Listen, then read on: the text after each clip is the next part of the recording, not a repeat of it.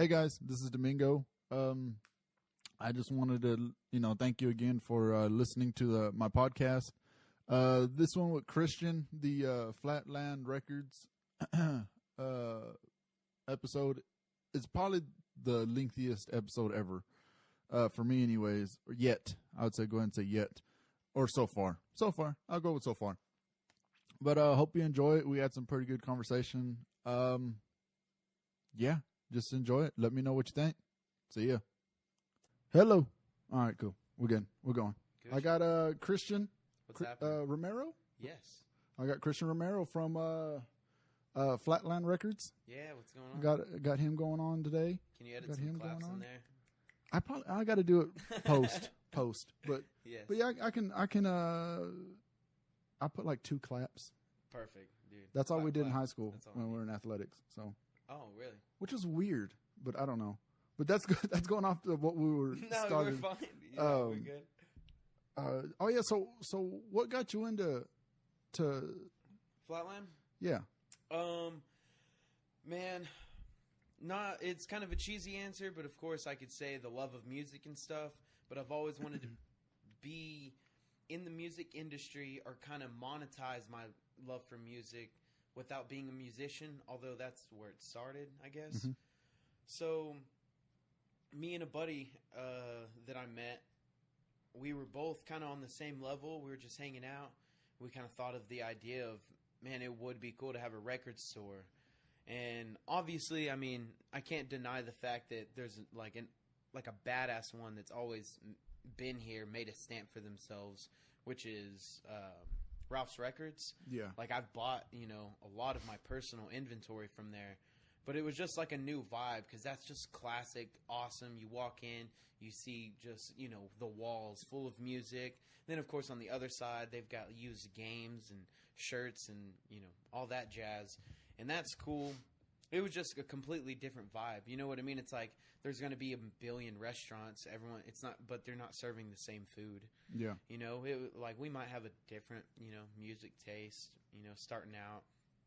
And then on the other hand, we just want to mainly get into really live music. And then eventually there's no telling where it can go, whether we're talking promoting and recording and all sorts of shit. So, you said you started from like a musical background. Did you play instruments before? Yeah, so I play drums now. So I guess music has always been around me because my dad was a musician. Uh-huh. And he played in a couple of different bands growing up. So naturally I wanted to play drums.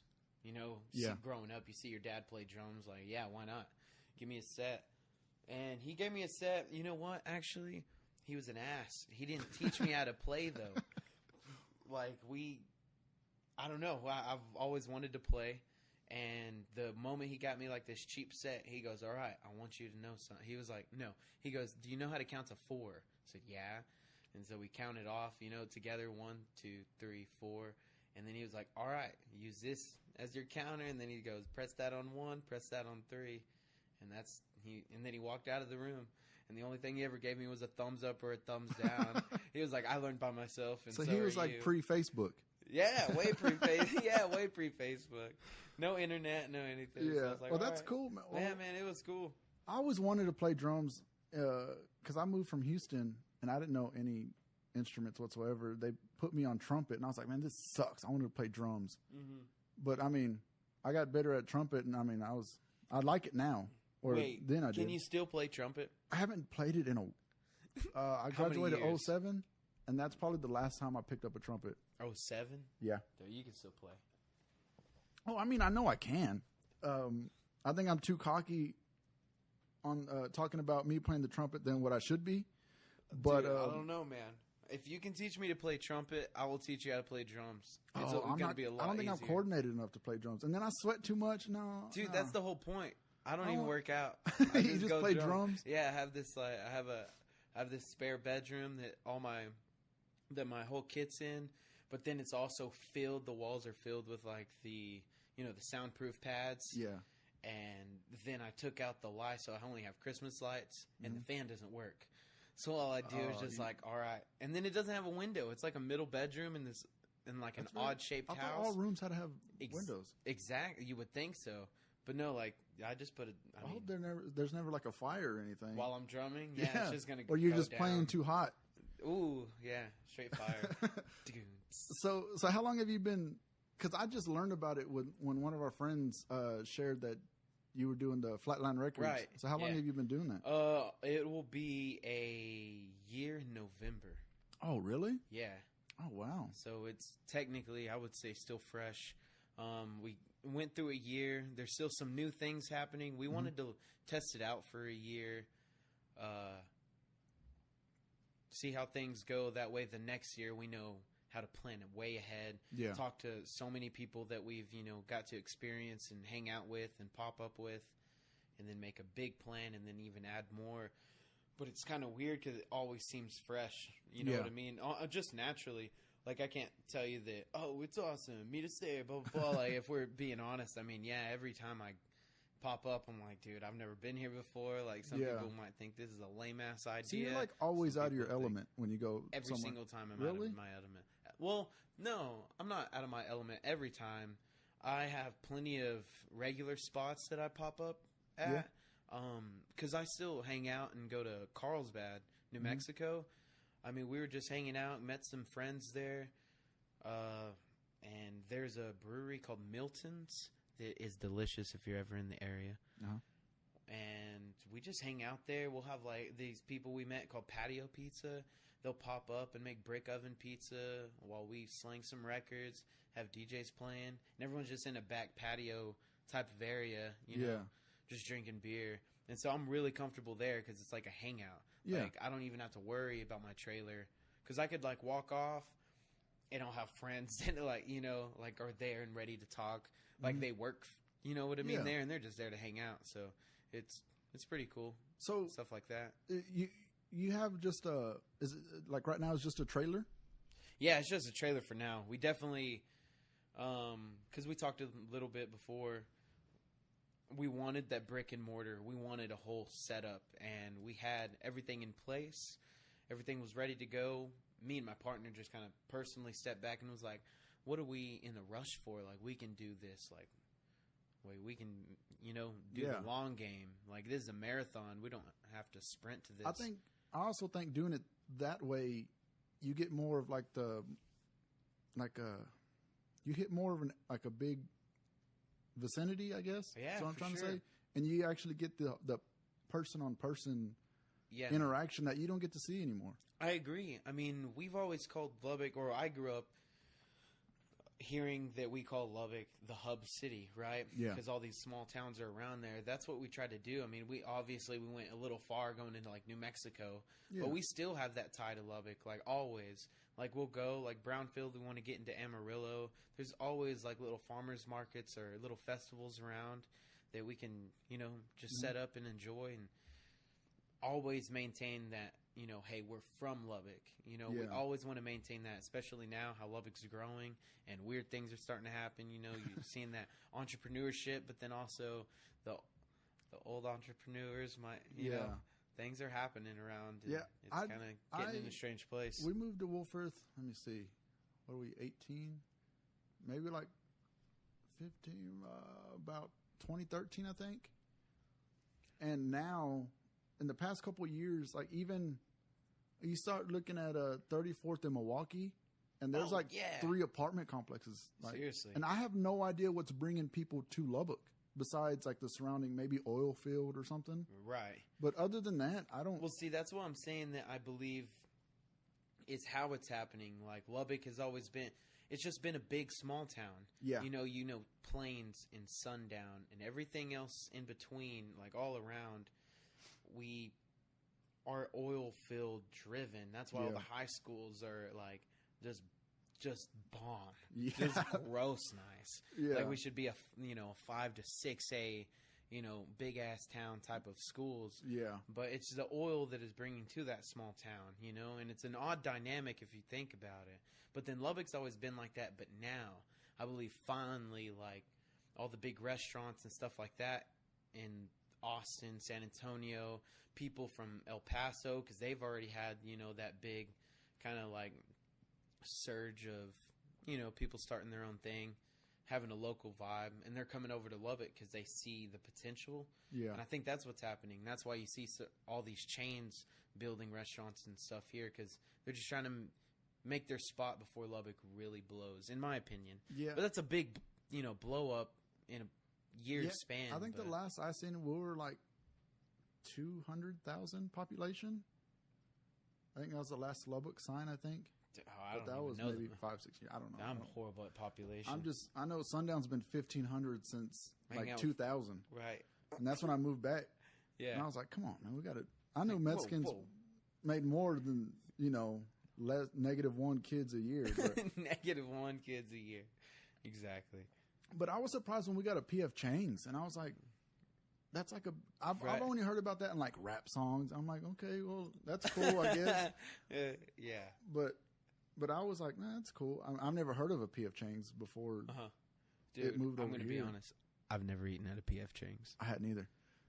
No, I still haven't. Neither have I. Oh, for real? Like okay. I was like, man, I want to go there one day, and that's been like a year and a half now, or since it opened. I'm like, okay, that's about it. Cool. They got seafood. I can get that at Red Lobster. Exactly. But yeah. Do they have a buffet? I don't know. I don't think so. It's got a big like cement horse over there, so I don't think they got buffets. Are you a buffet guy? Yeah. Golden Corral, great. I don't know any other buffets. Luby's? Wait, is it Luby's? No, not Luby's. Furs. Is that considered a buffet? Yeah, that's a buffet. So I love Furs and Golden Corral. I don't know any other ones. Did you ever get what's that Japanese restaurant that changes names all the time by the mall? The only place I knew is I think it's Dragon now, and it used to be Lynn's, but it was like two different names before that. I remember Dude, Lynn's. It's the same food. I don't get it. It's the same food every time. They just changed the name, and I think obviously by law something's going on, and they're like, well, damn it. But then they're like switching it around on them, like, we'll just change the name. It's still us. It's the same. They probably have like 32 kids, and they just go like put the name, like the kids like, yeah. All right, we're gonna change it to Lynn's, All and the right. next one's like, all right, we're gonna change it to Dragon something. Yeah, man. Hopefully. I mean, I don't know. I hadn't been there in a while. I forgot about that place. So I have that place once down. a year. Once a year, always. For some reason, I'll just crave it. One random December or something. I'm just like, ooh, I'm ready to go to Lynn's. And I'll go and just destroy myself. And I'm not lying. I just got to be honest. But I still will eat it the next year. I'll get sick for like 2 days. Oh man, I don't know if I've ever gotten sick, like food poisoning. Yeah, I've gotten it once. I might just from a restaurant in Sundown. Ooh. And I don't think I've eaten there since then. Do you want to say the name of that restaurant? I can't remember the name actually. I know it was. I can tell you, Joe's parents owned where. I don't know if it's even still open because I haven't been to Sundown forever. It was like a American food restaurant, I guess. Okay, American. I can't remember, but it was man. What is it called? I can't think of what it's called. Was the hamburger invented in America? Probably not. We still inventions from everybody. Sure. Look at the What French about fry. the hot dog? We probably. I don't know. I bet dogs probably invented that. The dogs invented a hot dog. Why not? Why Fair not? enough. We were just listening in. Yeah. We're It's just like, our ancestors. do you just watch cooped Rick up. and Morty? I love Rick and Morty. Dude, I try to talk to Joe about it all the time. yeah. He's like, dude, that's a stupid show. I'm like, No, it's not. I'm like, I know you're driving, Joe, but can you just like open the door and like fall out? Can you just I'll hold fall the out? wheel. No, I love Rick and Morty. Rick and Morty's hilarious because no one is safe. Yes. You know what I mean? And in a weird way, they will make you feel uncomfortable because they'll Yes. always find a way to press buttons. But it's not too like image. No, it is. I mean, you got to understand the context. There's a guy, a scientist, who's the smartest man in the universe. I think it's more mature than like Family Guy and The Simpsons, but it's so immature that we all get it. Exactly. Even though they're making stuff up like, Exactly. was it Sanchezium, that metal that I think Rick put on his Wikipedia page, and he tells the president that he made it up. Yeah. And I Oh, was yeah. like- I was like, oh, my gosh. that's a pretty good prank to play on the president. Dude, for real. But I was going to ask. I was telling you earlier that I wrote some questions down. I'm probably only going to ask like one or two of them. But Dude, it doesn't matter. You said you're a music guy. You sell records. Yes. Favorite record of all time? That's impossible. I got to be honest. I hate that question. Okay. Well, not presently, not to I guess, be then. like, I don't know, pretentious or anything. No. I don't know. It's just hard to really actually compare because, like, my brain changes, my mood changes. Yes. Every day, all throughout the years. Like, there's certain stuff that I'm not going to listen to that I listened to in high school that I might have called a favorite record or something. There's definitely records in there that have maintained its balance. Like, that's like, oh, wow. Like, I've mentioned this before, like, probably the, like, Dude Ranch, Take Your Pants Off and Jacket, and Self-Titled from Blink-182. Okay. And you know what? Of course, I got to throw Enema of the State. Yeah, those four have like always been there. But I wouldn't necessarily even call them my favorite now because it always fluctuates. You know. But I don't know. Well, what record do you listen to the most? I guess like this year. Yeah, we'll go with this year. Because year. like you said, it is hard. Like, it came out this year or that I've just been jamming? You've just been jamming. Okay. There's this weird-ass band called Jank. J-A-N-K. Yeah, I don't think I've ever... No, they're weird, I don't listen to much new music. Well, see, it's weird because I don't listen to music at all that's popular, let's be honest. Like, I listen to garage bands and people that are doing, like, weird-ass small bar shows in Philadelphia. You know, I mean, a lot of my bands are always going to be, I feel like, in my personal opinion, always have that, like, that teenage angst that they're like, oh my gosh, this is like, we're on top of the world until, life really hits and then they kind of dissipate. I love those bands because there's so much, it's so pure and they're always like trying different things, you know what I mean, with their instruments and how they play together. I don't know, it's awesome. Some of those weird ass emo bands are pretty cool. It's a weird name for them, but... So is that what you... Like, what genre do you usually listen to? So I would definitely say I started out from when I was super, super young. Say I'm in second grade is when, like, music really shifted for me. Listening to, like, super hardcore metal music. Like, weird-ass bands like Slipknot and stuff. But then that led into, obviously, listening to just... a little bit because of my dad loved the Foo Fighters and Nirvana and Pearl Jam. So, like, I can name those as some of my all-time greats. Like, if you want to ask those opinions, I'll say, like, Pearl Jam is probably one of the best, if not top two. I'll say top two best American bands of all time. But, and then it leads into finding, like, Taking Back Sunday, the Blink-182s and stuff like that. And then I got all sad for years because I was like, yeah, this music's great. And that's all they sing about. But I guess you are usually, or mostly... just probably rock about like 98%. Like you're influenced by like who you hang out with. Like you said, your dad. I'll say, well, yes, technically, but it's hard even now. I guess you could say the influence of when I was younger. Yeah, but but like up to now, it's like the friends you hang out with now, or even through high school. You don't listen to the. No, not at all. Actually, really, most of my friends absolutely. You know what? I'll have a few that I can share some like. Some badass jams with that we mutually are just like, yeah, we dig that we can stay up late and do all that fun shit with and just jam them. But then I have friends that listen to like that gross, I don't mean to judge, but just, I don't know. I don't understand the point of just some of the new music that's out. Like newer, like, I would say more on like the radio friendly. Somehow it's radio friendly, but like the mumble rap. And the awkward country that almost sounds like, they sound like everyone's stealing like the EDM drop, like you sing, you do like this cool like body, and then right when the chorus hits, it's just like this halftime, just big bong like chorus, and it's awkward, and that's what most pop music and everything kind of is revolving around right now. And there's everything, there's a lot of good in every genre, but for some reason. Right now, the radio is playing some weird things, in my opinion. So you're not a Justin Bieber fan, is what you're getting at. Hey, I'll say this. I can understand how people might like some of his music. Okay. I can understand it. Like, understand the, you know what I mean? The opinion. Yeah. I'm not gonna listen to it. I'm not a Justin Bieber I'm not fan. gonna jam it. Like, but there are some shit that I'm just like, I don't understand it. Like, what's happening? Like, I don't understand how you actually like weird noise.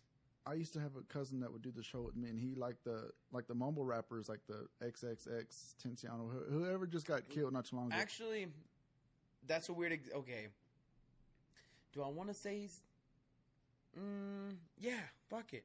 I'll say I didn't mind him on some songs. Mm-hmm. He was a weird human. He got charged with some weird shit. Like, so as a human, I'm kind of like, dang, I can't. You know what I mean? Like, it's hard to appreciate someone and, like, I don't know, really listen to their art and their music, knowing that, you know, they might have like just like beat the shit out of some like women and stuff like that. And I think some of the allegations were taken away regardless. Some of the music I listen to, he has some of the same influences that I grew up with, you know, and it's in like a younger to mid 20s range is like what age he was at. So I understood like some of those weird acoustic songs he was playing. He actually got Travis Barker to play on one of his songs on his newest album. So it's like, okay, he has somewhat of like a say and somewhat of a talent. If someone like Travis Barker, you know what I mean, like is going to like call you up and be like, yeah, I would like to do something with you. You know, I mean, apparently that's how the story went. Is Travis is the one who called him. I don't think that's how the story went, but I mean, I never heard that story. But I mean, it was on Travis too. I saw it on his post when I'm pretty sure when he did like his like rest in peace X type of post. You know, every like the celebrities and his friends kind of you know you got to post. Well, Travis is one, and I knew that he drummed on it. So when I saw that, and like he said, he was like, you know, I was the one who called you and said that I was a big fan. And I would like to do it. And he was like, even though you were younger than me, you influenced me in certain ways. And it was like, oh, shit. Okay. Yeah. He's a weird individual, though. I never really, like I said, I don't listen to new. I'm stuck in my little, hey, it's my fine. little bubble of music, which is That's like a comfy box to have, though. It really is. Like I listen to like Eminem, Slaughterhouse. Okay. Wait, is that your like? What is your all-time favorite Eminem album? Mm-hmm.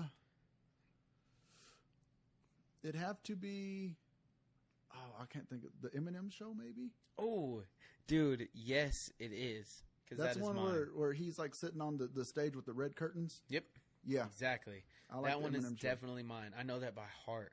Like the whole album. I like it because you can listen to it, or I can listen to it all the way through without skipping even the skits and the interludes. Skits, yeah. Yeah. Like if you don't skip a skit, I mean, once you listen to it like 8-9 times, you start skipping them because you just want to hear the music. But yeah.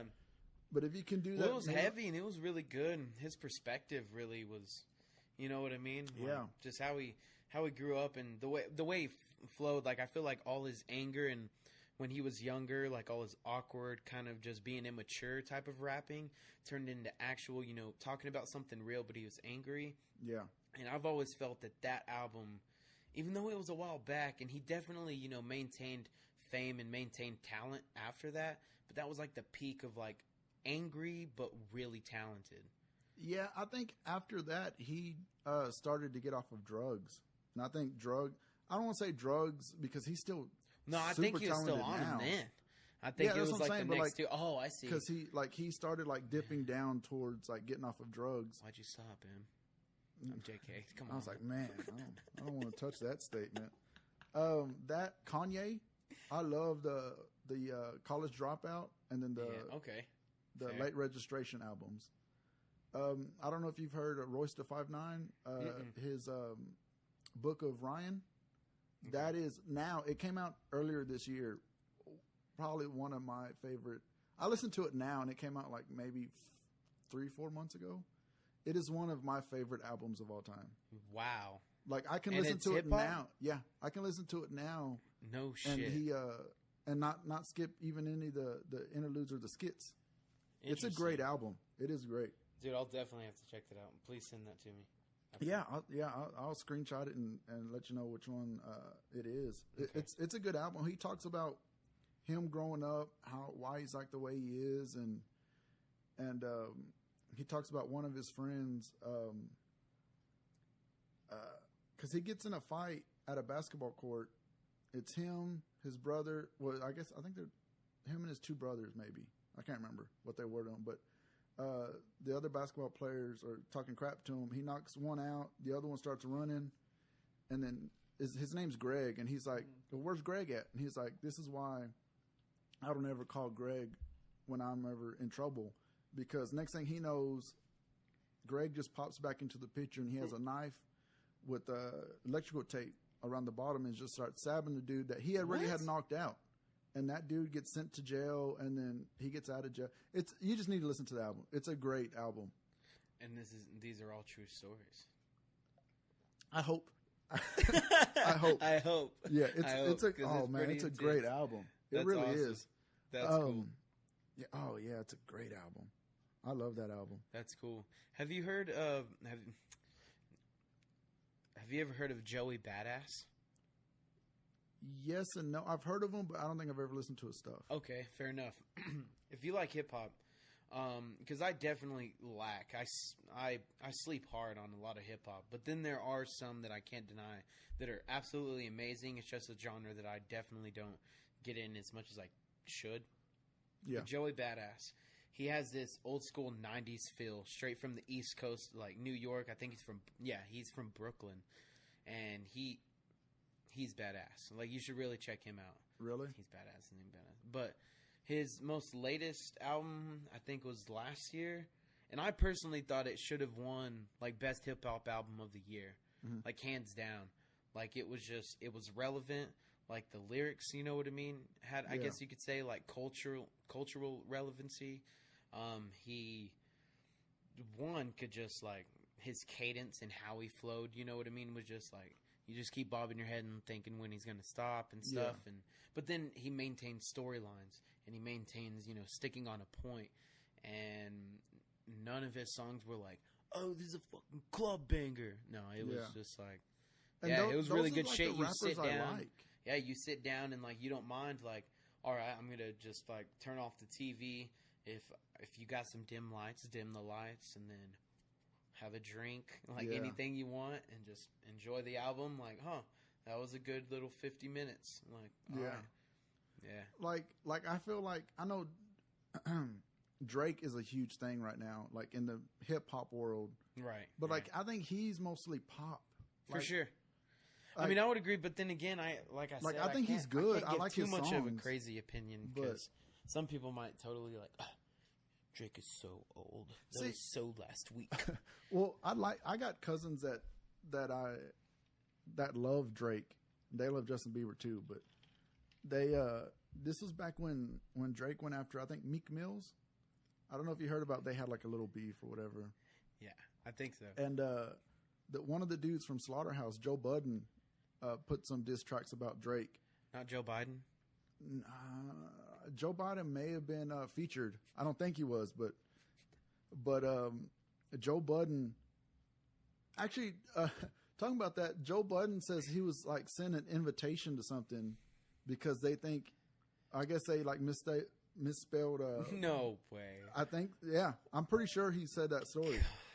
But like, he killed Drake in like 2 or 3 what I heard, diss right? tracks. Yeah, like, it was just like, why is this continuing? Yeah, and you he lost. Yeah, pretty much. And Drake never responded. And I just keep telling everybody, I was like, Drake sucks. He never responded to Joe Budden. They're like, well, who's Joe Budden? I was like, it doesn't matter who he is. He still killed him. Yeah, that's the point. That's all I'm getting at. Seriously. That is all I'm getting at. Yes, sir. But how have you been? I've been good, man. I've been good. Just trying to do this podcast, which sucks. Tell me about it. I noticed on like Instagram and the Flatland Facebook, how do you do everything? What do you mean? Like, how do you post and keep up to date with everything?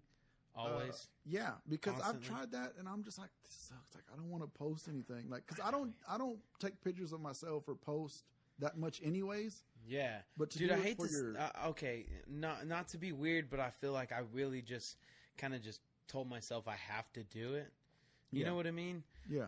So of course the scheduling and finding different people, but then in some of those it mixes with, are we gonna need food? Are we gonna need, like drinks or musicians, DJs? So I have to like battle that, and that was like the one thing that I kind of wanted to do. Honestly, what I was most excited about, like just starting it, like it kind of has that promotional aspect, and like I dig the shit out of that stuff.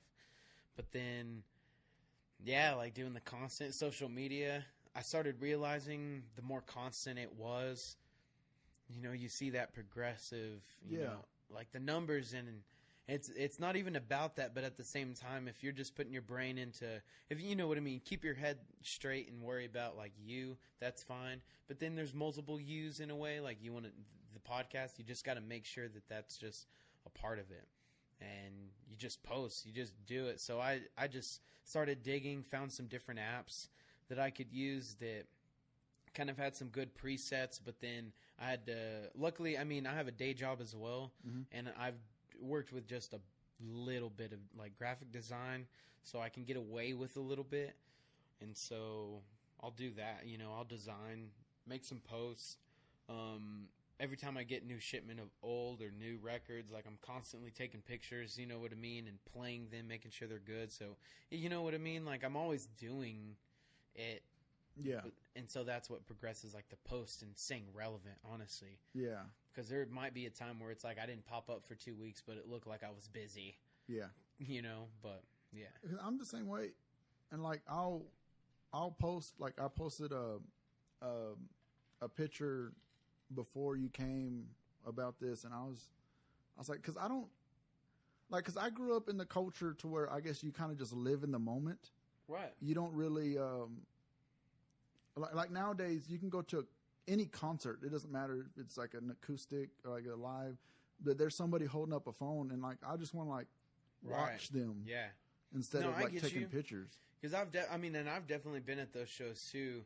I say that maybe 3 tops. I can for sure name 2, and they were both in Dallas. But bands will come up and just say, "Hey, this is just for us." Like, put your phones down. Yeah. You know what I mean? And it was a lot more personal when that happened too. I mean, you just felt it. And that's what I've always like I battle, because I feel like I'm personally at a weird age, and my generation's at a weird age, because what are you asking me? How old are you? 29. Oh, I thought so. Okay. So you're 29, it's right on the cusp, of your dirty 30s. Yeah, I'm probably going to be 29 for about 4 years. Dude, I like it. Yes. Yeah. And it's not even about the age. It's just like cultural, mindsets, what you kind of grew up with. And I'm only talking in the context of like technology and social media and shit like that. Well, I wouldn't even say it's like a mind trick. It's because it's once you hit 30, I think like because of TV shows, music, you're just, I mean, I don't want to be rude, but you're kind of just old. Right. And like it's more of a mindset. No, I definitely get the mindset, but I am saying I guarantee you can say that a 20 to 24-year-old now would be different than a, 29 to 33-year-old when they were 20. You know what? The world itself was different. Yeah. I'm saying like how you grew up, and I feel like definitely that type of, because we get thrown in, to like a millennial type of thing, but then it's like, that's really weird. And nobody likes millennials. Right. And so I'm like, hey, I'm okay. Yeah, I definitely got some shit to work on, but okay. I can look older or younger depending on if I grow my goatee and beard out. So I'm just like, if I got my beard out, I'm just like, yeah, millennials suck. Like nobody cares, but nobody knows when I was grown or born. Yeah. And I'm just like, yeah. For sure. So that's why, I don't know, because I have a bunch of people my age that I guess you could say more of like acquaintances, just like always around in the same crowd. You know what I mean? Yeah. Like shows and bars and stuff. And they're my age, and they would say like, "Oh my gosh, isn't it weird? Like these millennials love the '90s, and like we're obsessed with the '80s and stuff like that." And I like looked at them, and it was like I was like, "Well, I personally think the '90s were like the best decade ever." You know what I mean? Yeah. And it's just weird because some like people my age definitely like think that for some reason the '80s were awesome. Mm-hmm. Which, don't get me wrong, sounds cool, but I wish I was honestly in my early 20s in the 90s. Like all the bands and the music, especially what I listen to, like those are just influences of what I listen to now. Exactly. And I don't know, it was just something about the 90s that I'm just like, yeah, put them horns up. Yeah. Like, this is great. So I mean, like I should probably love the 80s because I grew up in the 90s. But I was more formed or molded, I guess, by the night, like Will Smith, the Fresh Prince. Yeah. Well, see, that's what I'm saying. Like, I feel like you, no matter what age you were at, you kind of got to love the 90s. Yeah. Like, for what it was at. It was like at the cusp of, It's like the golden age of everything. Yes, it really was. Everything kind of started coming together. Why do you think it changed, though, honestly? Why? Like, what? Like, I do think you can't deny that, like, if we're both agreeing, like, the 90s were, like, in general, like, that's why, like, all the movies, like, everything is still nostalgic. Like, you're walking into a bar. Like, you're saying this is, like, a new type of world because, you know, things are starting to happen. But, like, it just is, like, you think of, like, going into New York at, like, a dive bar and finding, like, you know, like, an old friend or a friend that you're going to have forever. Like, anything is always in the moment. And, like, if anyone had a phone, it was, like, fat or it was like the size of a lamp. Yeah, or something like that. Or, like, I mean, even cell phones, like, towards the late ones. But no one had that. Like, and I feel like maybe that was, like, a case. I think we're too connected right now. Dude, maybe so. Because back in the 90s was, like, I think the last decade to where me and you, we could talk and this would be it. Like, we could just have on our old Motorola black flip phone with the battery on the back of the... You had to lift that antenna up. Yes. And that would be it. Like, that would be our whole conversation. But now there's a video of it, or there's a recording. Right. I mean, I do the same shit all the time. Yeah. You know, I can't deny that at all. But at the same time, it's pretty... Yeah, it is fun to think back. Like, man, that would have been a cool time. Because it's right. I don't want to go back, honestly, to, like, the 60s or 70s. Dude, I don't even want to go back to the 80s. My dad's told me about it. It's not, I mean, it's... Well, I mean, it was probably the best / worst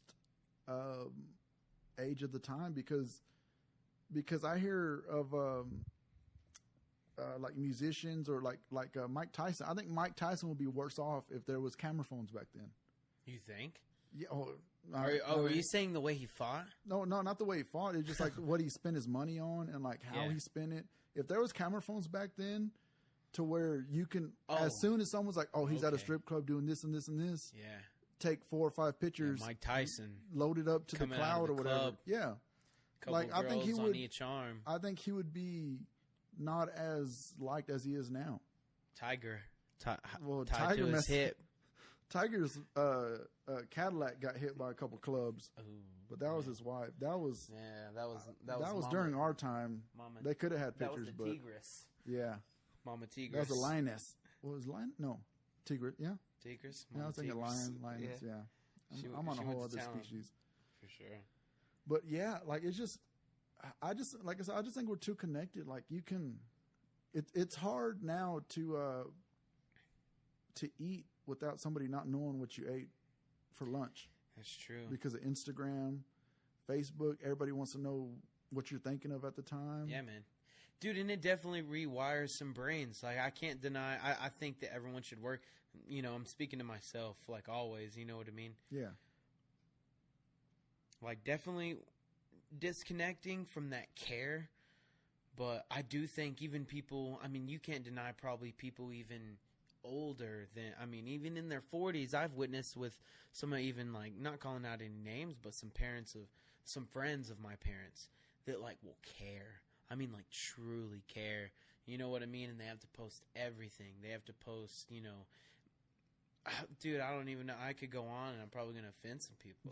That's why it's hard for me to do, like, the podcast, like, social media-wise. Because, like, I was... towards the end, I was brought up in, like, the social media era. Mine was at the mid-end of high school. Yeah. For me, you know what I mean? Like a little age gap. So that was like going through high school, like, oh, now people know what I'm kind of doing and I'm only in high school. Yeah. You know what I mean? So that was a weird... It's hard because nowadays, apparently, you can't say somebody shouldn't be eating what they're eating when they post a picture of their food because it's like fat shaming or it's something shaming. And I'm just like... Yeah. And I'm just like... Why? Like we didn't have this back when I was growing up, but it's apparently it's relevant now. Fuck that. Eat what you want to eat. I'll post Well, always. Anytime I get an allsups burrito, Oh, I'm gonna post that. I got it. well, I came to the Allsups palace. burritos shame you? I mean, do they really need to exist? Because Allsups burritos probably are like the hardest thing since or best thing since sliced bread or something. Mm-hmm. So I got a best friend shout out, and then no, I'm kidding. But I got a friend, and then a girl I'm dating right now never had allsups ever, and I got both of them to try it for the first time, and they fell in love. I mean, slightly. Okay, my girlfriend was like, "Wow, this is delicious," but like, she saw how I saw Lynn's once a year. Okay, So I was like, "What? That's once a week, baby.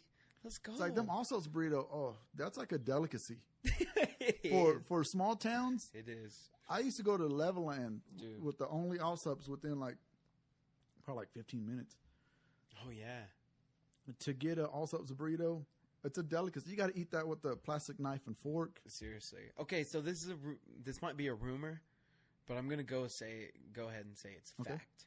All right. Plains, Texas, the classic allsups, the one you kind of go in whatever. Mm-hmm. Man, that was bomb as shit. Great burritos. R.I.P.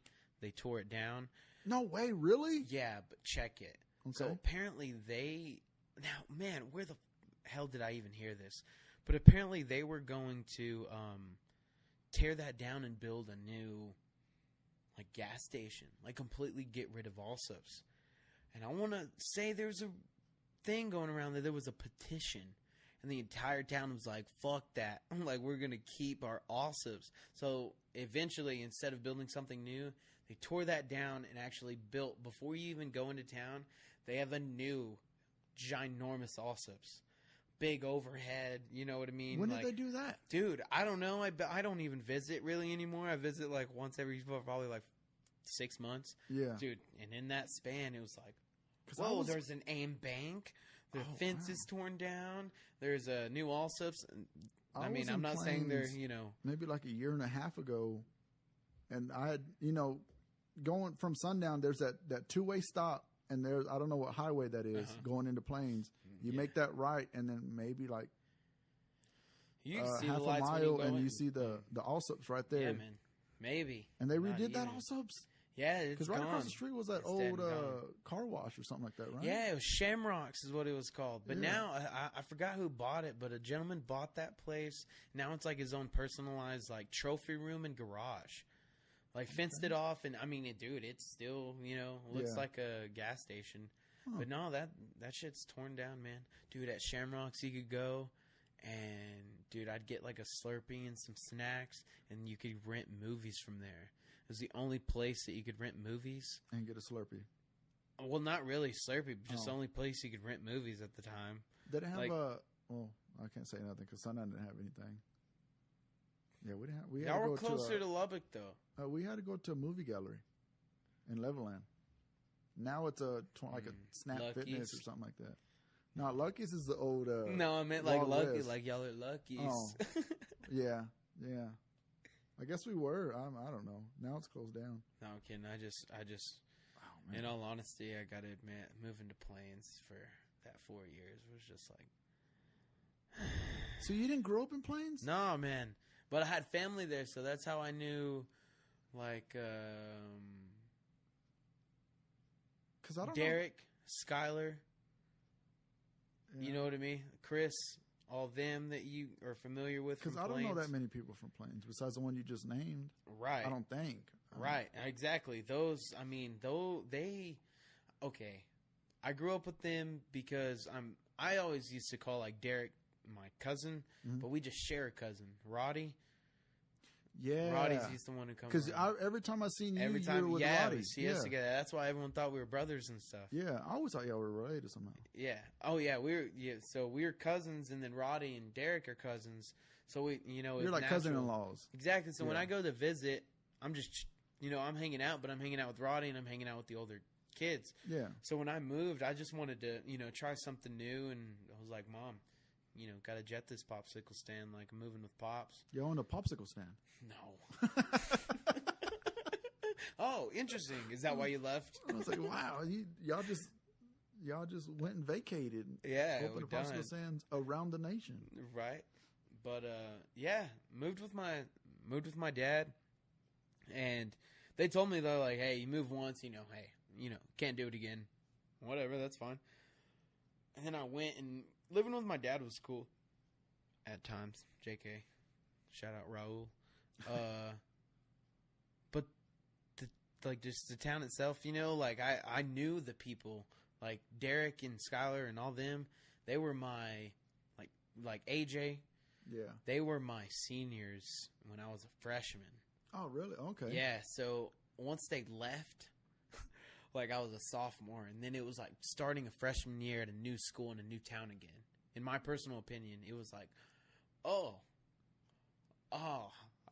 had a badass year.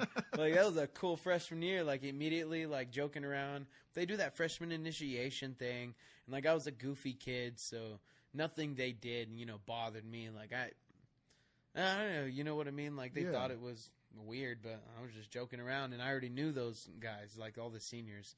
And so I was hanging out with them on weekends, and whatever they did, I was always trying to, be that little kid, hey, going along. Yeah. That's why, when we were all hanging out in Lubbock, that's why it was wait. I think it was it Ramon? No. I think it was Roland, who was I was talking to him yeah, man, I can't wait to, we were at a party one time. It's yeah, man, I can't wait to graduate that. And he was what? Graduate? I didn't know you were graduating already. He was that's crazy. What are you graduating with? And I was I'm graduating high school. You should have said your associates and right? and planes yeah. or something. What? No. But he was we've been hanging out, I partied and hung out with all y'all for some reason, for so long, because I always had those older friend group, and that's why I thought it was always hilarious, because there was a couple of those conversations that was bro, I thought you were my age. You're I'm 8 years younger. I still don't know when we actually. I remember us maybe chatting at parties, and then we would just laugh and hang out. But I really don't remember how our first encounter. Dude, the real encounter that really got us is you had I forgot his name. Benny. Dude. Benny, yes, you fucking remember.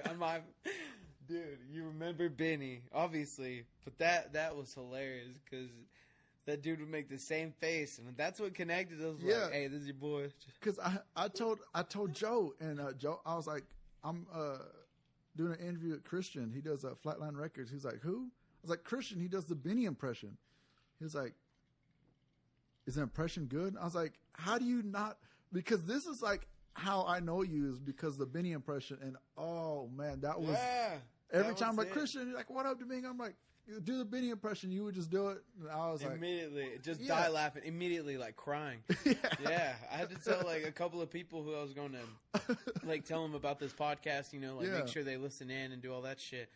And but I had to, warn them, dude, I know this person. It's going to be so much fun, because it's going to be more natural to, at least talk, because, we've already been, what I mean, hanging out, and we've always had that weird connection. Every time I see you, it's always laughing, and we're probably honestly drinking. Yeah. It's probably the least I've drank with you.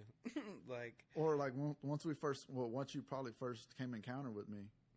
Because no, I'm not gonna lie. It had to have been.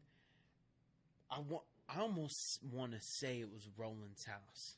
I wouldn't doubt it, because I don't really hang out with Plains people unless I'm hanging out with Mackenzie. See, that's what I'm saying. And I could name dude, the people that you could name from Plains are probably the same people that. Which I don't think Skylar likes me or Joe. Likes you or Joe? Yeah. Skylar? Yeah. I don't know. Don't care what Skylar says. Skylar. I don't either. I love him to death, but But me and Joe used to always make fun of him, and it wouldn't. Every time we'd see him, it was well, don't be mean. I didn't know that. No, that's me and Joe. It's our friend group is. Its foundation is making fun of each other. Right. And if you can't take a joke, then you're probably not part of our friend group, and we're probably not talking to you as much. Right. But me and you, we would always hang out at parties and stuff. But like we would just never hang out. Right, like, right. outside of the party. And that, I but thought we that always was got like, along. yeah, that is an interesting dynamic. Like I agree because we're always there hanging out, but it's immediate laughs. Not even cutting up, not even catching up. Like we're not even like, hey, how you doing? Like we're laughing, like making fun of someone in the corner. You know, like, do you want a shot? Okay, I'll take a shotgun. Like back in the day, like I never did shotgun. I can't. You never did. No, I can't chug a beer. Ooh, interesting. No, sir. No, interesting. sir. Those are blurred memories.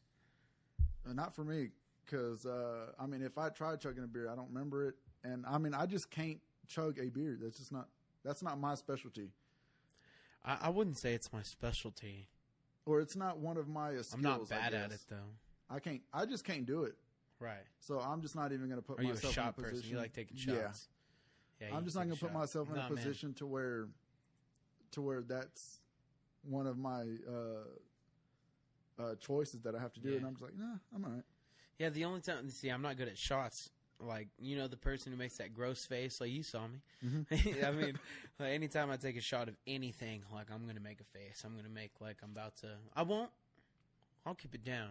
Yeah. It's always going to be like, oh man, that was the end of life as I know it. Yeah. Unless I'm sad. If I'm taking a shot when I'm sad, that'll be a straight ass face. You're just like, yeah. You take it and you just slam it down. Yeah. Joe doesn't do liquor. Or he doesn't do beer. So yeah, he doesn't even really do shots. He's more of like a mixed drink guy. Right. Which is weird to me because he hangs out with a bunch of like beer drinkers and shot takers. Huh. That's what I said. I'm like, right. Dude, you got like 4 kids. I don't know. I mean, I hang out. One of my best friends, he actually used to bartend at the Funky Door. I seen you post about the Funky Door. I love the Funky Door. You said I was at the Funky Door, and then you tagged the Funky Door. You were like at the Funky Door. And yeah, I was like I got to make sure. You tagged got to it tag twice. him. Got to post about him. I've been there once. Really? The newest one or the older one? No, it was the one on 82nd and like Milwaukee or whatever it's at. That one was great as well. That one's like home because, I mean, what do they serve there? What? Okay, they serve a bunch of different shit. Honestly, yeah, it's pretty delicious if you want to really. I go for a good time, but you can take someone out for if it's a significant other or it's a person you're not maybe not trying to impress, although you can. It's one of those where you can bunch of wine there. Isn't that like their specialty, wine, right? Dude, so much wine. They have this badass right when you walk in. This ginormous staircase there. At the new one? Yeah, at the newest one. It's on Milwaukee. And it's just like the whole staircase is just wine. But it's nice. It's dimly lit. They have some awesome music that you can actually enjoy. It's not like, I like to say, I mean, I get jazz. Don't get me wrong. Like, that's the most beautiful music, and it pisses me off. And I talk shit because I can't do it. And I can't, you know what I mean? Like, understand it. But it's not like that type of jazz. It's type of, you know what I mean? That you like can the actually. Miles Davis, Dizzy. Yeah, Dizzy yeah, more. And then sometimes they mix in, a little bit of other stuff, I guess, just to keep the mood going. But yeah, it's all right, man. It's good. Like the wine's good. The food's good. The beer is delicious. What do they serve, like food wise? Okay, I get this weird thing. I don't even think it's on the menu, but one of the servers who have worked there for so long, he's freaking amazing. His name is Ben. And he made this thing for me. I saw him eating lunch, and he gave me some one time. I just was sitting at the bar. He was on his break, and he ate it.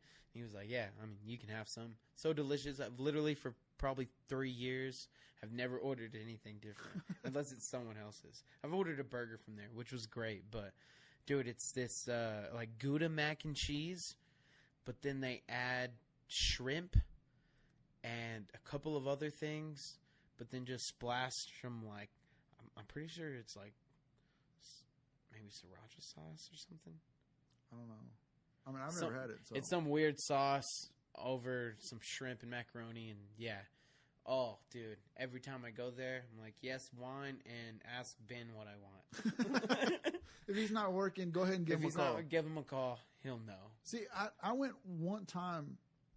I took a girl there, and she ordered some wine. And then because I had never been there, so I just let her order, and she had like it was like crackers and cheese. I'm like, all right, like so that's all I thought they served there. Oh, I mean, no, they have some badass appetizer type of things. They have like fondue or whatever. I mean, I don't know. Dude, honestly, I'm all finding this out. This is new. Like I said, I eat mac and cheese when some of these motherfuckers are getting some badass steaks that are probably worth, like, you know what I mean, a pretty penny. Like my average paycheck is, you know, their meal, which is, like, great. You know what I mean? If you can do it, you know, if you want to. I'm just saying I'll stick with the mac and cheese. That actually sounds pretty good. You know, see, I feel elegant just adding the shrimp. Yeah. I would have been good, but then... You know, and they pull the tails off already? I don't even have to worry about that shit.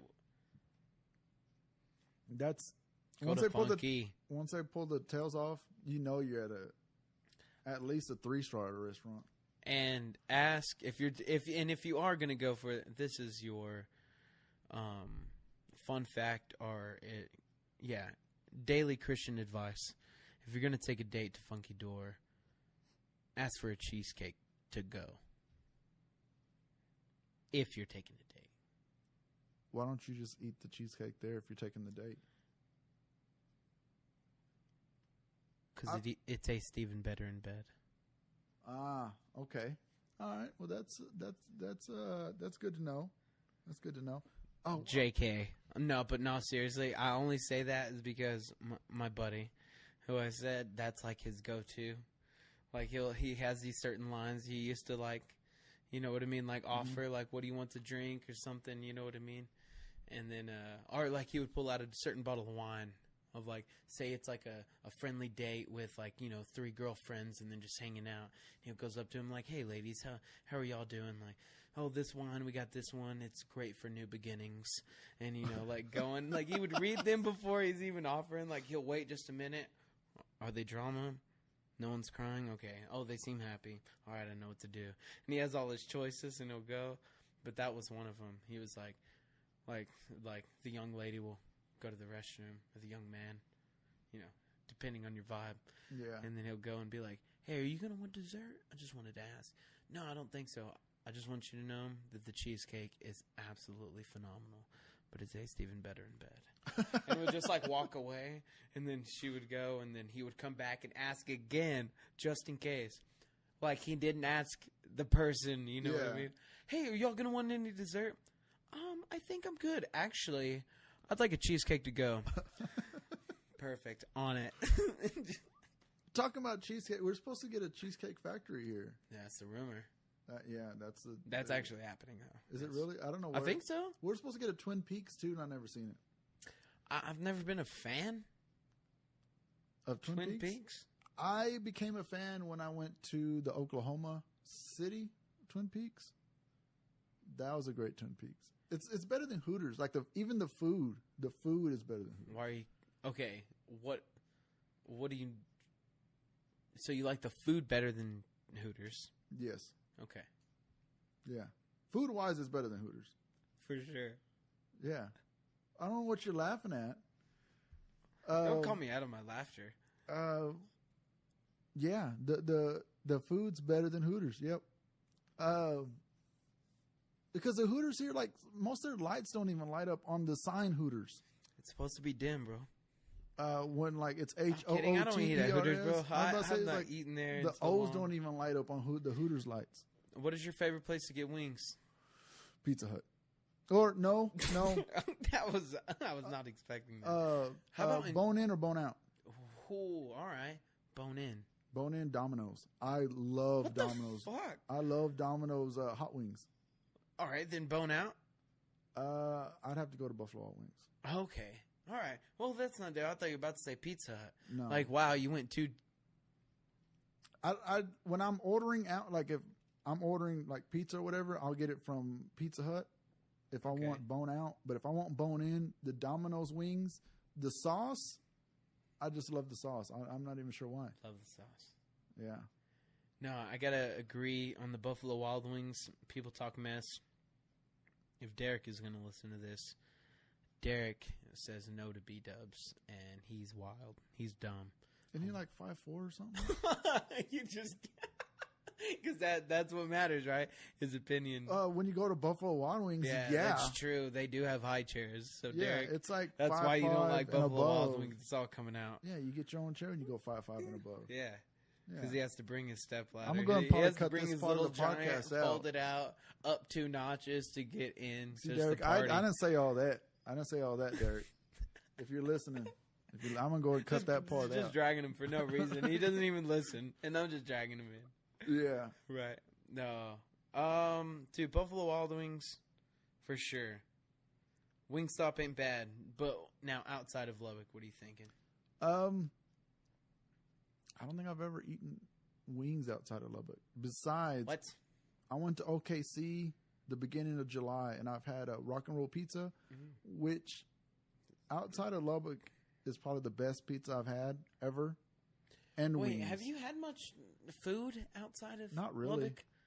Unless you count Sundown. But other than that, you haven't gone in. So you're telling me that you've never eaten at any different restaurant at all, like in Austin or San Antonio? You ever gone to El Paso? You ever been to Dallas, Fort Worth? You never been to a different state and tried different restaurants? Yes and no. I went to Nashville, Tennessee with Monsieur one year, and we had Domino's. And we had some random Asian place. It was weird. I don't know. But they made us like... do crisscross applesauce at a table. It was very random. It was like an Asian food place. But it was crisscross applesauce. Yeah. What is crisscross applesauce? I don't know how to explain it. Like crisscross applesauce is what you teach kids how to sit. That's how we had to sit at that table. No. Yeah. Oh. Like they didn't have like it was a table like shit. Okay. Like maybe like 3 feet off or maybe it was like a 1.5 feet, 2 foot off the floor, and then you they had little cushions, and you would just sit there.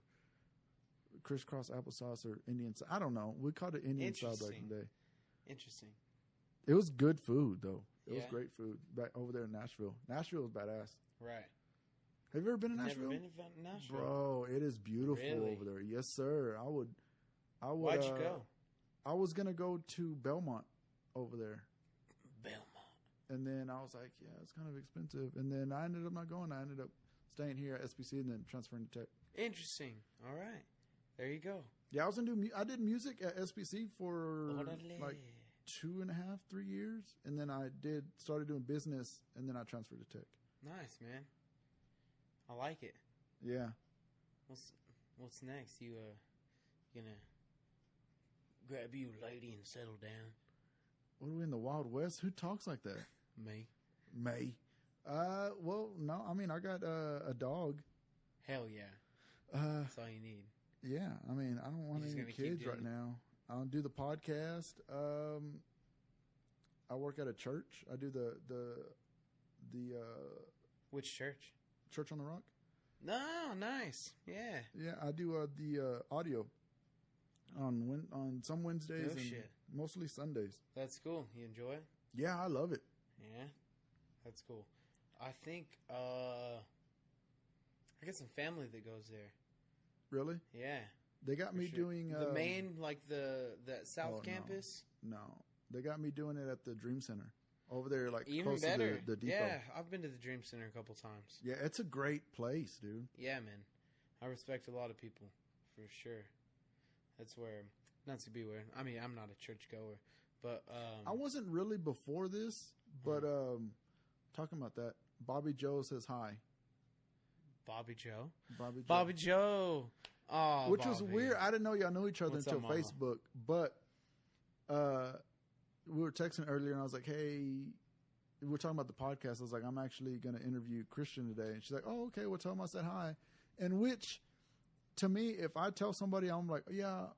Like if Joe tells me to tell Monty, I'm like, yeah, I'll tell Monty. And I'll probably never tell him. But this is recorded. This is going up. Yeah, you had to make it a point. She's going to know.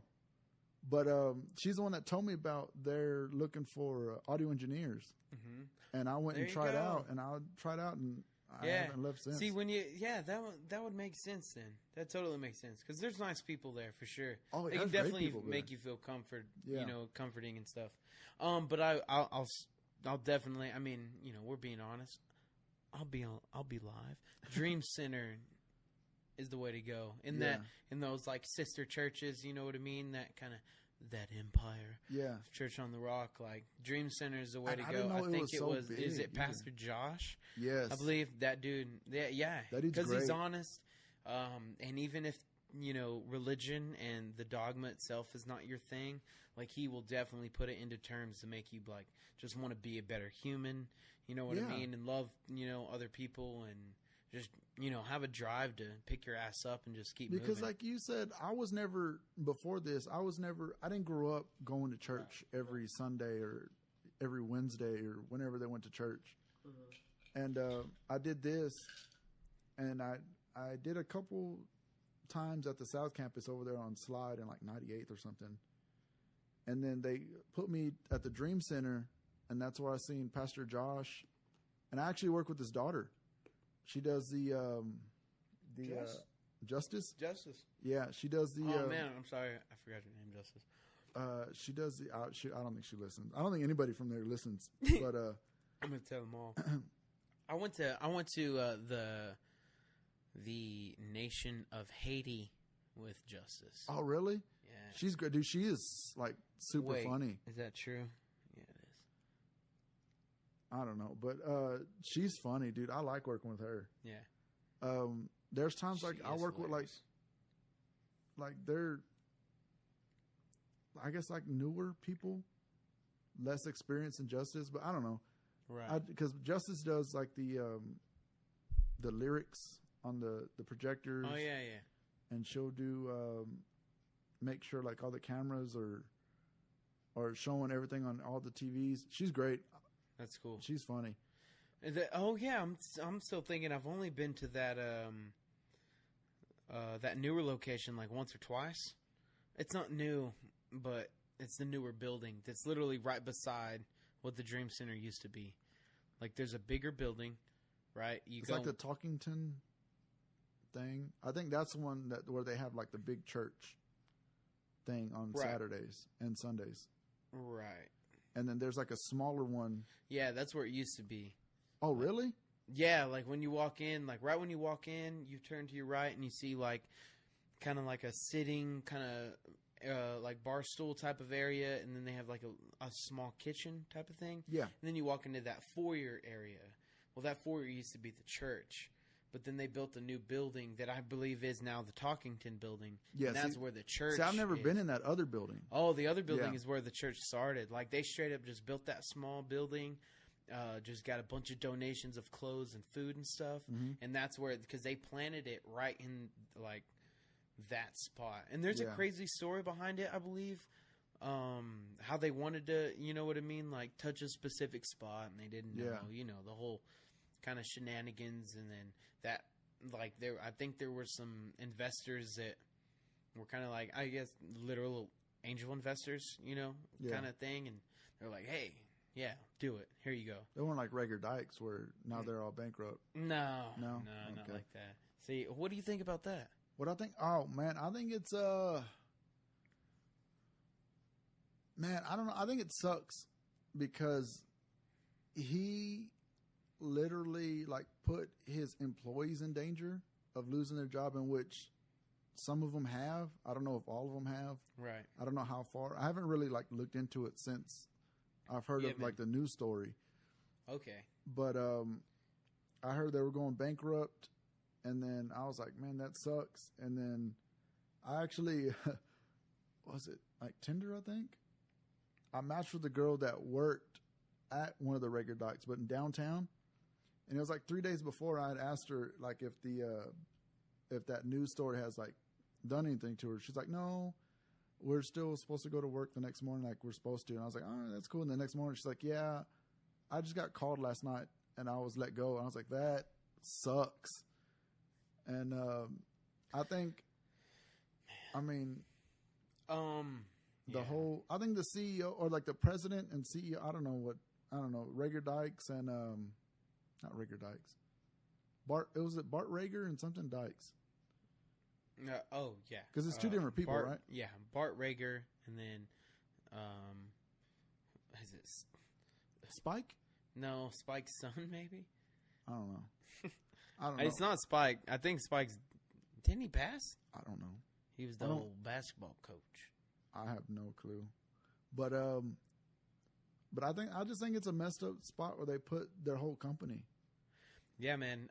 So I know, I have like some family ties to some people who are kind of in like a GM type of, you know what I mean, spot in the company, and tried to talk to them a little bit about it, and then talk to some lower employees who, I mean, I used to work there just like real quick. Like it wasn't long at all. I just needed a quick, you know, ass job for like, you know, a couple months and then just jet out of there. Yeah.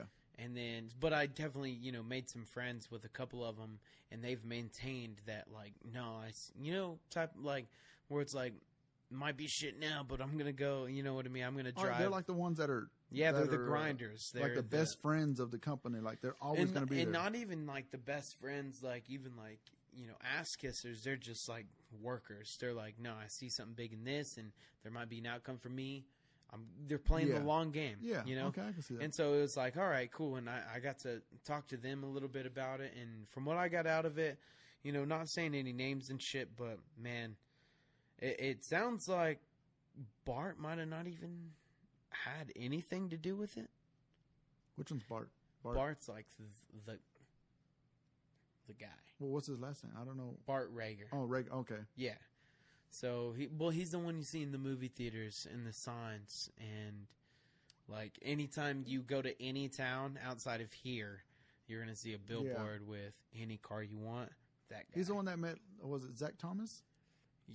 Well, he was in like that. Zach Thomas, Dak Prescott. Yeah, I mean, all of them. Like he did like the whole Texas Tech thing where Zach Thomas. Was it Zach Thomas? Oh, I see what you're saying. At the movies and stuff, right? Yeah. He's that guy. That's him. I thought you were talking about the whole who he sold Fords to. Well, I mean, I wonder if anyone, like customer wise, like, does this fall on any customers at all? I don't know, but I did hear that whoever they lent Fords to, they had to get them back. Like all the tech coaches and stuff. Shit. I can't remember where I heard that from, but I did see that. Actually, it was Derek's status. Talking about Derek earlier. Derek and some other there dude. There you are. You're relevant, Derek. What was this? Some dude that was like, he wasn't talking crap, but he was like trying to entice me. And so I started doing research. Like, all right. Because he was like, well, you can't blame Bart for all this. It's the CFO, whoever the CFO was. And I was like, no.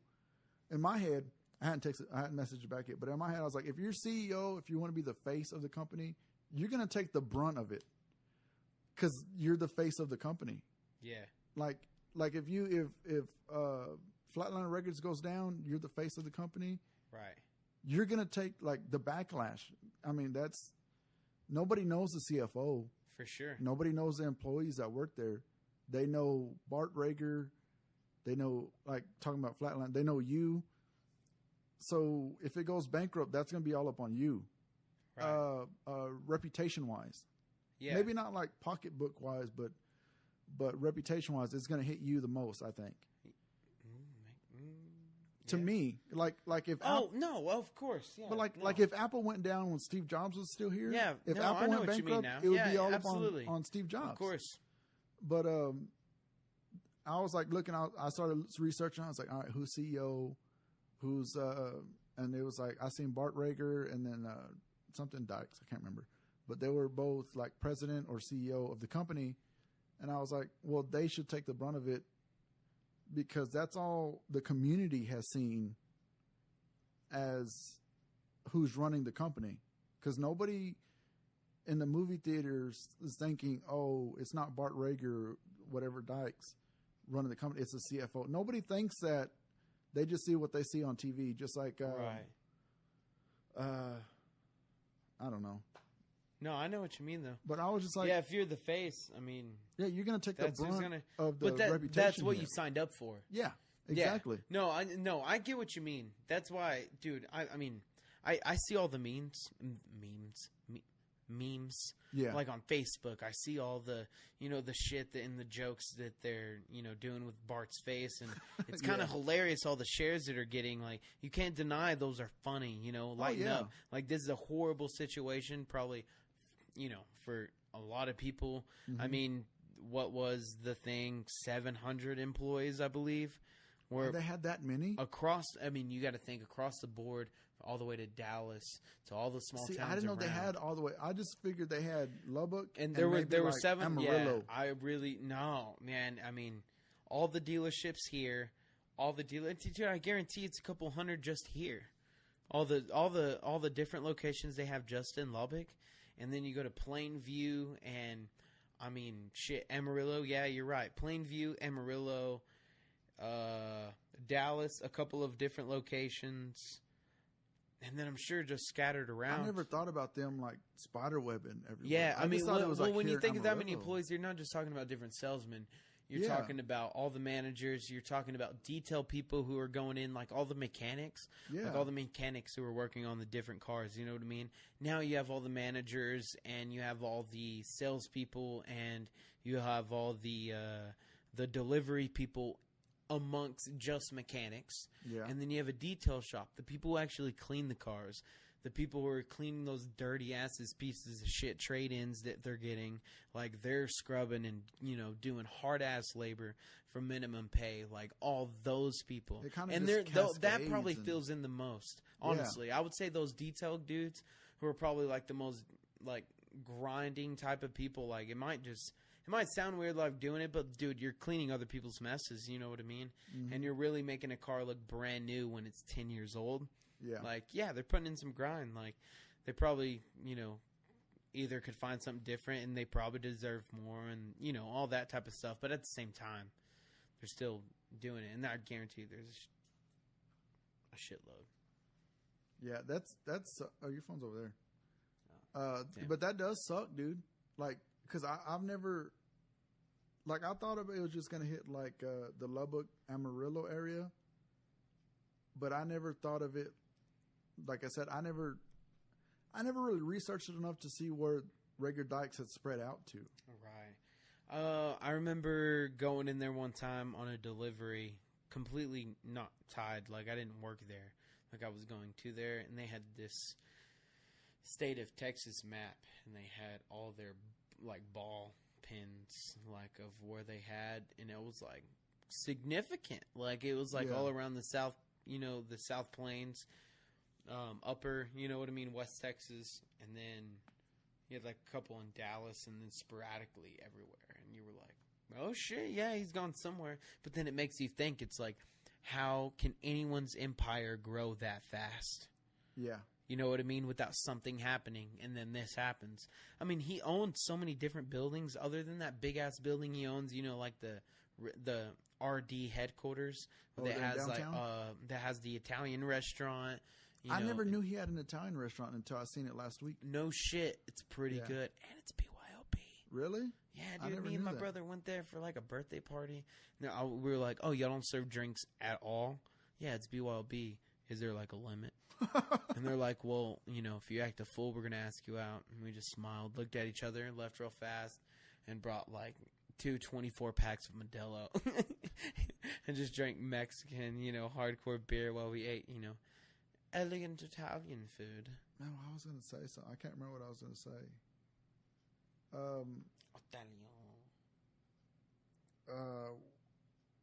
Man, there was something I was going to say. Remember it. I'm trying. But, so what all do you plan on doing while I try thinking of,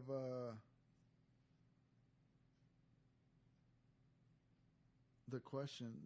That's going to bug me until we finish this podcast. But, so what all do you plan on doing with Flatland Records?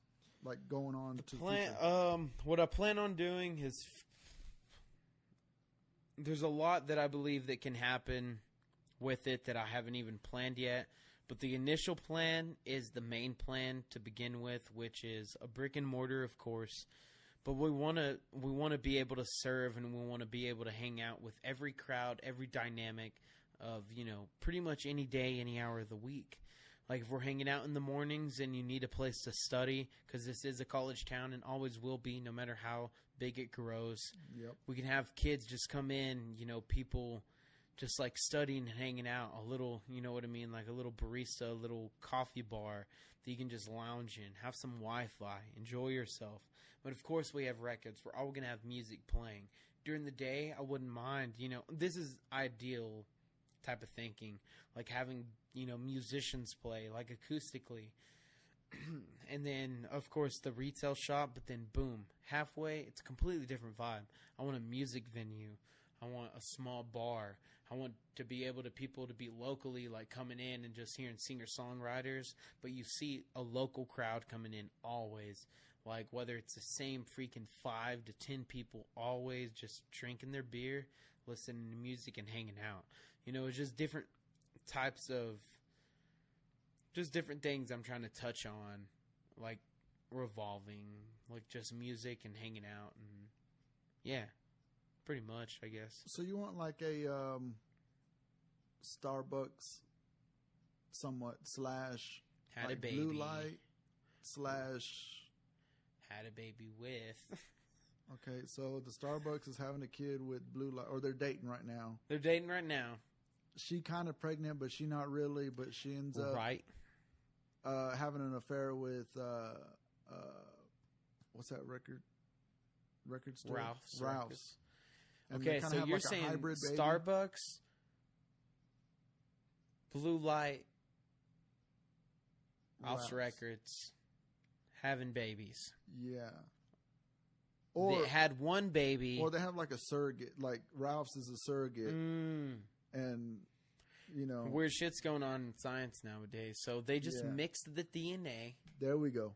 They mixed the DNA of, I would say... Yeah, they mixed more of the DNA of Starbucks and Blue Light. And that DNA created a Ralph's Records baby. Okay. So you can sell video games. That's the last. No.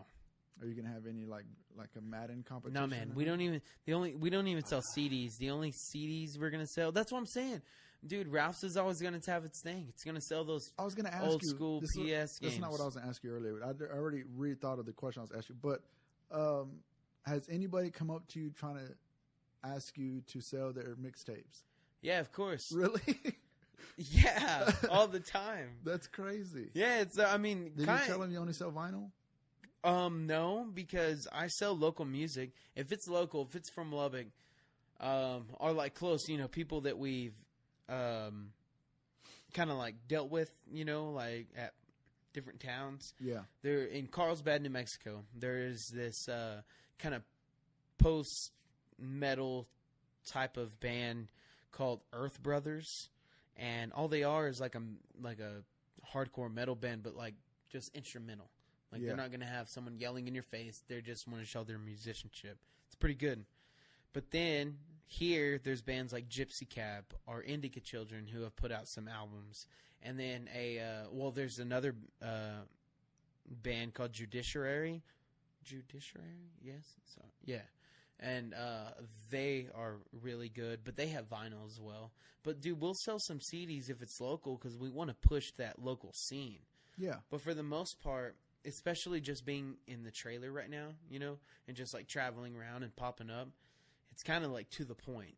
Like, we only sell certain, like, vinyl. Like, I have who knows how many comedy records and holiday records, religious records, and all sorts of different types of genres that just, you know what I mean, are kind of just like,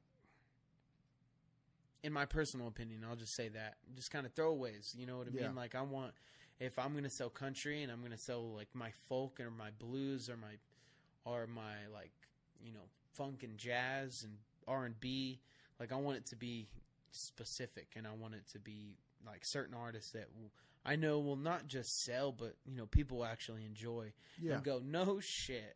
And like, type of that. It's not like a real broad. It's not like some rapper came up to you and tried, hey, you gonna sell my I mean, mixtape? occasionally, I guess on that type of. That's really what I was getting at. I wouldn't. No, about, but like, I was albums. just saying, like, local artists in general, you know what I mean? We will sell some. But, yes, people have. Really? Yeah, I've gotten some CDs. And I'll be like, yeah, man, let me listen to it first, though. Do they ever hit you back up? No. What was I going to say? Talking about local. That's why I started doing the podcast. I wanted the locally unknown podcast. Right. And then I started doing... Why that name? My cousin came up with it that I actually started a podcast with, and then he's really the hardest person to ever get a hold of. Flake. No, I mean, he didn't flake. But, like, I would hit him up like, hey, man, what's going on? And he wouldn't text me back. I'm like, all right, well, actually, the last text message he ever sent me was like, hey, man, what are you doing tonight? I was like, oh, man, not much. What about you? That was the last thing I ever heard from him. I haven't talked to him since. But he came up with the name. I was like, that's cool, because I couldn't come up with the name. Fair. But it helps. I think it helps push the local, because I want to expand stuff like this. Helps so much on so many different levels. Yeah. Of course, having like, I'll say this on a selfish point of view. Of course, it's gonna push Flatland. Of course, I get to be on it and just talk with a homie, and then I'm just talking. Yeah. But I think just as people, you know what I mean? Like it makes something, like being in the moment, like people can hear about it, you know what I mean, and listen. And I think that's really good, because I love podcasts. I love listening in, hearing someone else's conversation, because one, you're in the conversation. You get to talk to people, and not really talk to people, but hear people have conversation about random shit. And it's just like a fluid, it's not an interview type of thing. Yeah. You're just really, you know what I mean, indulging into just one-on-one interaction. But guess what? You have to listen. You have to put your headphones on while you're working, whether you're driving or whatever. You can really learn some shit. Like, there's so many podcasts out there that you can actually, grow as a human and, like, really experience life with, like, these random-ass humans who are just talking into microphones, But the people that are actually doing it, that's why selfishly I was saying, like, it's really cool. It really is. It helps me talk to people, like, doing this a couple times. I don't know about you, but I'm more. I'm gonna push that to the side. But I was gonna ask you about. I was gonna bring up the Rager Dyke saying. I already forgot it. Anyways, I don't know about you, but I'm like a introverted extrovert. Okay. To where, like, once I go out, and if I'm in a mood to where, like, I'm hyper, I can be extroverted, and that's probably one of the times that me and you met, and we started hanging out, and you just need a couple of drinks to get you going. Yeah, but other than that, to where I'm just like, I don't feel like drinking or whatever, I kind of just keep to myself. Yeah, you like your solitude. You like to enjoy yourself, Yeah. No, I get it 100%. How are you? Are you the same way, or? Man, I would say it's a mix. I would go through seasons. Some people would know me or say that I'm like this outgoing, dude who's been, ever since I was a kid, just like off the fucking wall, just going crazy, like whatever. And then, of course, getting into high school and getting into early college of like a party type of person. But man, I think a lot of those times were like to get away, because there was a lot of like I'm not going to talk about me. Like, I can have a good time. Yeah. Those were the times to get away with just kind of what I was pressing back, and I think those pressing back, like, that's why not everyone, but I believe maybe you can say the same thing. I'm just, throwing it out there, like how you can be to yourself when you need to be. That's who you are, but like out there partying or whatever, you're just being social, Yeah. You get to forget about that shit that you're like holding in. So I would say it's a mix. I don't know even if that answered the question, but I'm not really too sure. But I did remember that Rager Dyke's question. It wasn't even a question; it was more of a statement. It was before this had happened, the whole bankruptcy. He had promised. I can't remember some. They're building something down in the depot, or not in the depot, downtown. And he had promised them like maybe I want to say a couple million for that building, and then they went bankrupt, and I don't think they're going to be able to pay him that million or two or something. Shit. That's what I was just gonna say. But yeah, I'm kind of the same way. Like I don't like you said. Like I can go somewhere and it's me just kind of letting. I guess it's me kind of trying to mask my. I guess not my introvert, but like, I guess my insecurities or something. Yeah, of course, man. I guess. Yeah. I guess that's what we all do at We parties. We all do. Yeah, Yeah. for sure. Like, there's definitely some times that there's just, like, genuine fun. Yeah. Genuine laughter that you're just like, oh, my gosh, you know, I'm having a great time. But I can't deny that there are also other occasions where I'm, you know, like, yeah, I need to go out tonight. Yeah. I just need to let loose. You know, it's you know, those occasions, but many of all of them, I guess, just where I kind of just let loose, or like I'm trying to hide insecurity, so I kind of just pretend. Yeah. And there's also those times where like I just have like the blast of my life, and I haven't had one of those in like forever, and then, right. And then yeah, like Man. I don't know, it's just weird. I guess It is weird. It is weird. I wonder where. I've been trying to look this up. Honestly, I've been trying to.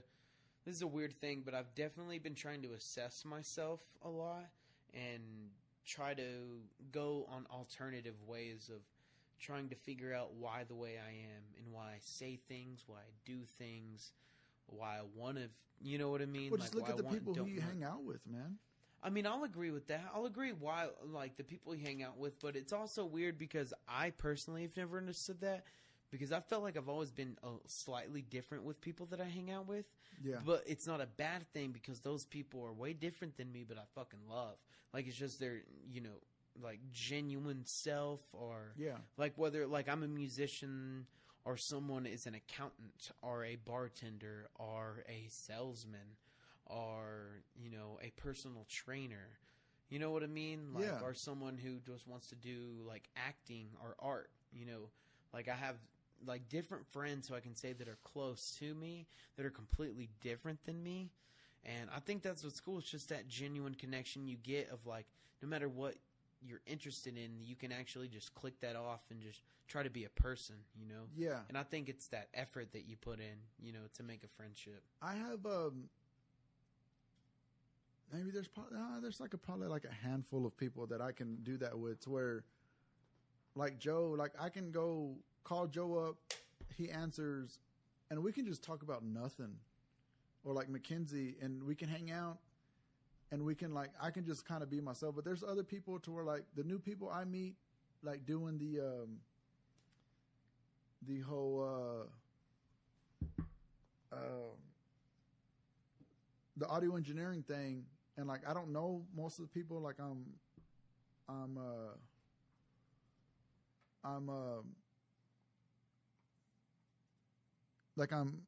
what's it called? What's it, man? I sound check. I don't know most of them, but I put up a front to where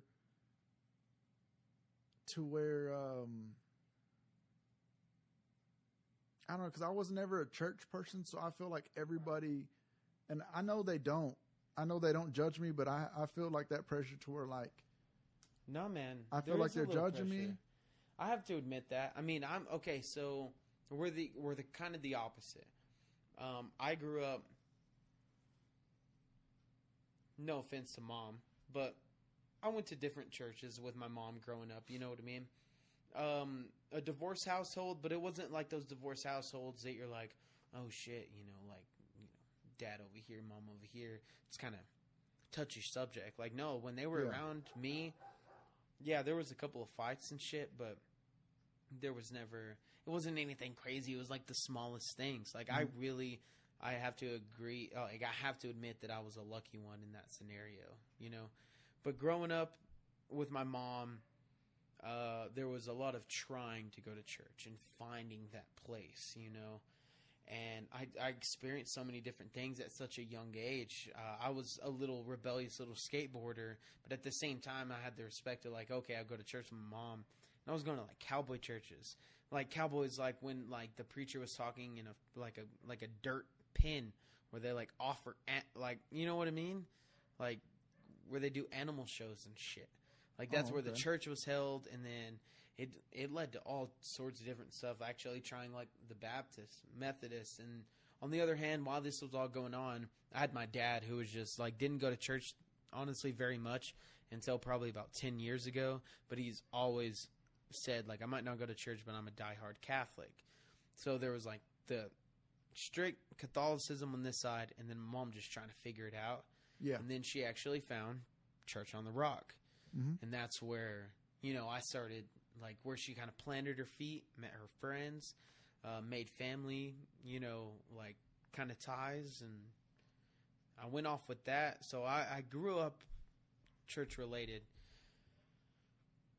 But, man, it definitely disconnected, I'll say that. Like, not in any negative way, nothing against any, you know, specific church or dogma or belief system.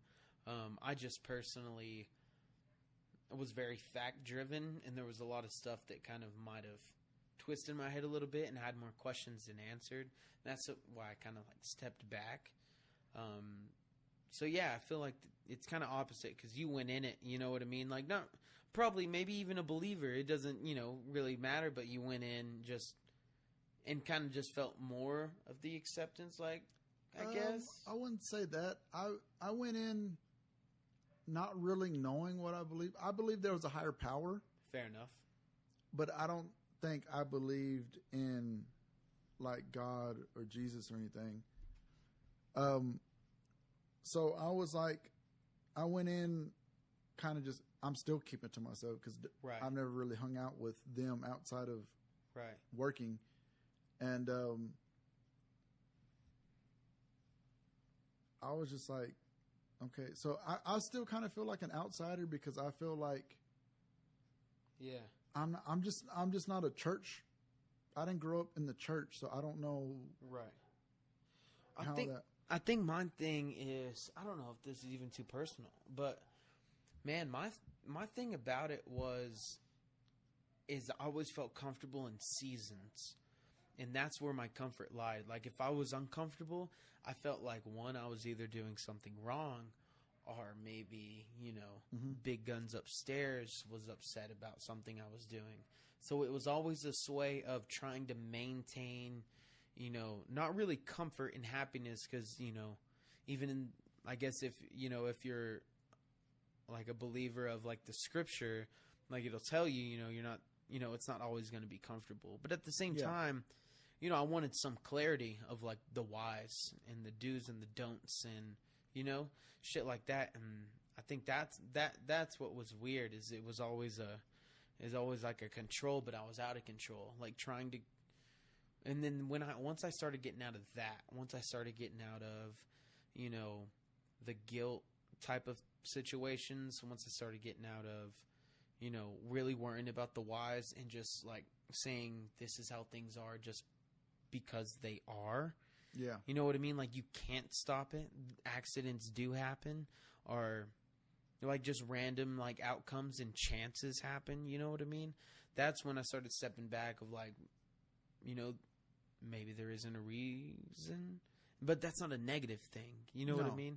Like you can make your meaning, you can create beauty in this life, but it's like that whole scenario to me, which I got off of one of like a movie that I watched. It's like you're going through life, but you have like one hand on the wheel, right? Okay. But like you're not really sure what's going on, but like you got one hand, like you can kind of steer yourself, but you don't have like the both hands to where you feel safe knowing what you're doing, like because you're always, to me, like life is you're always going to be,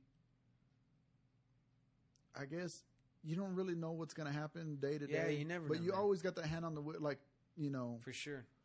Like you kind of sort of know what's going to happen, but you really don't. Yeah, you really don't. Yeah. You never know. And I think that's what's kind of cool is you play on the card. Like how I got it put it into terms is like if it was like a game in a weird way, in everything's a game. Like that sounds bad in a way, but when you put it in perspective of everything, relationships or business or just life itself, you know, you're playing it. and what you put in is what you're going to put out. Yeah, accidents happen, you know, like shit happens, and you have to just pick it up because the game never ends until, I mean, obviously, you know, you pass, but like the game keeps going, and you can't quit. You can't take a timeout. You can't do anything. You just got to keep pushing. You got to keep going, and that's what, I mean, has motivated me personally, you know, to just do anything. Yeah. Of like taking away the looking for meaning in something and realizing that I could maybe make meaning myself, and it's worked so far. You know what I mean? I mean, I'm happier than I've been in a while. Like, I feel good. Everything, you know, seems lax. I can control things better, and anything that happens in my life, anything wrong or good, it's kind of good to like pull back and say, like, you know, realistically, I did it. Like, I made my choices, you know, and I've either got to suffer with them or I've got to be happy with them. And that's, pretty much. Yeah. I don't know. I don't either, but all right. Well, we're at I was going to say 1:40, but we're at an hour 40. Damn. That's what I said. He's kicking me off. Not really. I mean, if you want to, I just got to pee. So unless you want to pause, we can pause and then we can keep talking. Yeah. Yeah, let's do it. You can edit that, right? Or not, keep it going. We're pausing. Right. We're going to take a pee. No, I think in all honesty, I think we were talking about, dude, we were talking about, you know, we were different, like how you were not a church person. You kind of got in and, you know, you're still feeling kind of weird about it, but you still feel, you know, that it's comfortable there. Like, people are kind of cool. And I talked about how I grew up, you know, being in the religious household, or different sides, one trying to figure it out, one being Catholic, and then me getting out of it when I started realizing there was more questions than answers. And so I actually got out of religion and got out of the, like, dogma and faith. And then, that's all I really What surprised me about you... Are you recording? Yeah. I'm just kind of... But you'll edit all this. It kind of just goes up raw. Yes. It really does. That's what's better, right? Yeah. All right, then fuck because it. I had the... I used to have... I used to do it with my laptop, and I had the blue ball microphones, the snowballs, whatever they're called. So they would record on their own track. And then with that, I was able to record or kind of edit it easy. Yeah. Now with this kind of goes through a left and right track. You can turn it on right there. It goes through a left and right track. So with that, if I cut you out, I end up cutting my mic out. Oh. So it kind of puts more pressure on us, I guess. But anyways, what surprised me about you is I didn't know you came from a family or parents that were divorced. Yeah, they divorced when I was 2, going into 3, I believe, like, years old. So I don't have I don't have any memories of them being together, honestly, you know? Oh, really? I only have memories back in the day of, like, what I can remember, I mean, like, meetups and hanging out, you know? Yeah. And that's why I've always said I was lucky, because they would meet up and they would eat and they would laugh, you know? So that's why it was awkward. I felt like I was always growing up with, oh, you know, wait, y'all's parents are together? You know? Yeah. Like, you know, I just go back and forth, and they're friends. They're not, like, fighting. They're not bickering in front of me. They did a little bit, for sure. You know, I can't deny that I was, like, you know, had the best divorce, whatever, you know, whatever you want to call that. It was just one of those, you know, things that I just happened to grow up with. There were definitely weird times. There were awkward times. And I'm only specifically saying, you know, between my parents, you know, in that type of scenario. Yeah. They handled it the best they could. So I give them props to that, because I'm okay. I definitely have some acquaintances and people that I know that had the same scenario, always grew up with divorced parents, or they have parents that they, you know, their parents divorced when they were older, like high school, junior high, that even sucks. Older. That's when my parents divorced. Yeah, and those are scenarios that are, you know, definitely a little heavier, because you got to go in your developmental stages. Yeah. You got to grow up in all these scenarios that, like, they were together in your award ceremonies and your just sports events, everything. Yeah, you know? it's. I don't want to say it's weird, but it's awkward because it's different. Yeah, it is different. I mean, it's because like you just met my dad and he was a cool cat, but he worked a lot to try to provide, or I don't want to say try, but he did provide, and then all that happened, and then you see him like I've never seen my dad distraught, which I'm glad Lily's not here. Monty's girlfriend, she would have like called me on that word because I'm not really 100% sure what that word means. But distraught, yeah, distraught, like he wasn't like in awe, like in absolute like awe, like just like drop to your knees, like what the fuck. Okay, yeah, I've never seen him like that before. And then so you know what you're talking about. I mean, I do, but I don't know the definitions of words. Oh, it's okay. I say words all the time that is somewhat the meaning. People get it.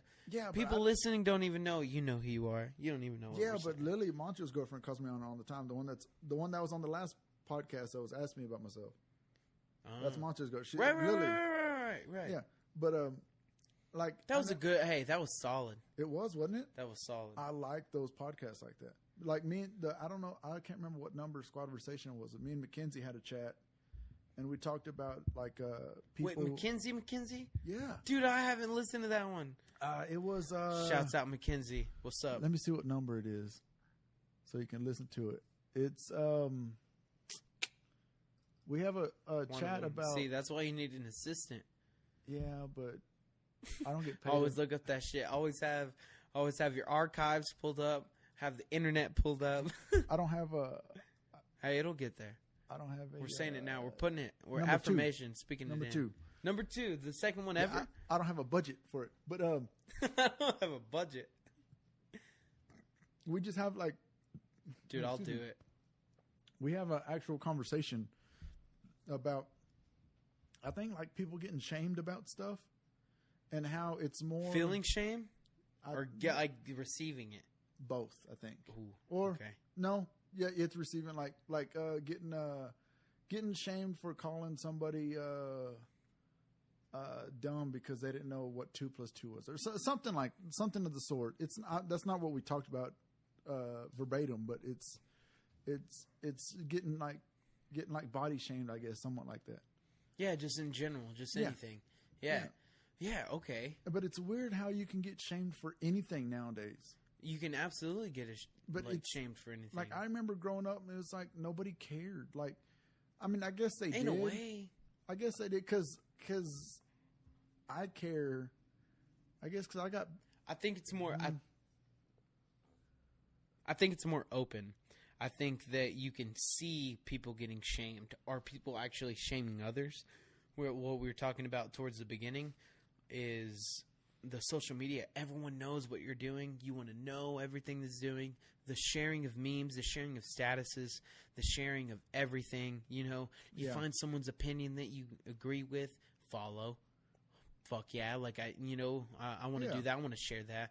And that, I feel like that's what creates, that type of stuff. So I feel like naturally, people who might be self-conscious towards some subject, they might be real reserved, and they're like, no, I don't want to talk about that. Like, they can laugh, they can cut up, but say it's even a comedian who is just a ginormous, just gargantuan fat, person, just honestly doesn't take care of himself. Funny as fuck, but like might be self-conscious, obviously, of his weight, Well, look at, was it Fluffy? I don't remember. Gabriel Iglesias. Yeah, Gabriel Iglesias. See, that's funny, but guess what? He found a way to turn the shame. Yeah. It's not a shame. It's actually like, this is who I am. This is actually what makes me. You know what I mean? And he still, like, if that's your thing about, like, whether it's, like fame or money or just like appreciation or women or anything, not saying like wrong or right at anything, I'm just saying that he found his niche. He found his way of... He found a way to flip what he was self-conscious about. Exactly. And that's what I feel like we're supposed heads. to do. That's what the beauty about what we're even talking about, like this podcast. It's a free therapy session, you know? Yeah. You talk about your problems and it's honest. You know, I'll talk in this mic, you know, talking to you, which I'm technically, you know, admitting any insecurities or problems or happiness or any fun facts. Yeah. I'm saying it to you, but I'm saying it into this microphone, and there is that hidden subconscious thought that this is going out to the world. So, you know, you're being more truthful, I feel like, you know, and you are letting yourself kind of freely go out. It's like a radio acting, I guess. Like you're really letting... But I don't necessarily think acting. Like, I think you're being yourself, right? Oh, yeah. But, like, I wouldn't be myself unless I was on the mic. Like, if I was acting... See, isn't that crazy? Yeah. Like, you wouldn't act... Like, all these... Okay, say you're in the same bar. Say you go to a random-ass bar, and you see all these strangers around you, right? Like, say there's 300 people in the same bar that you're at. You're talking to different people. You're conversing. You're hanging out with friends. You're just being you. You're having some drinks. Same here. Say you're doing whatever, you know, throwing them back and just conversing with, like, your guest and hanging out. But then you're talking into a microphone amongst how many people? It's kind of that same scenario of, like, you're just letting it loose, you know. You're just... going. It doesn't matter who's listening.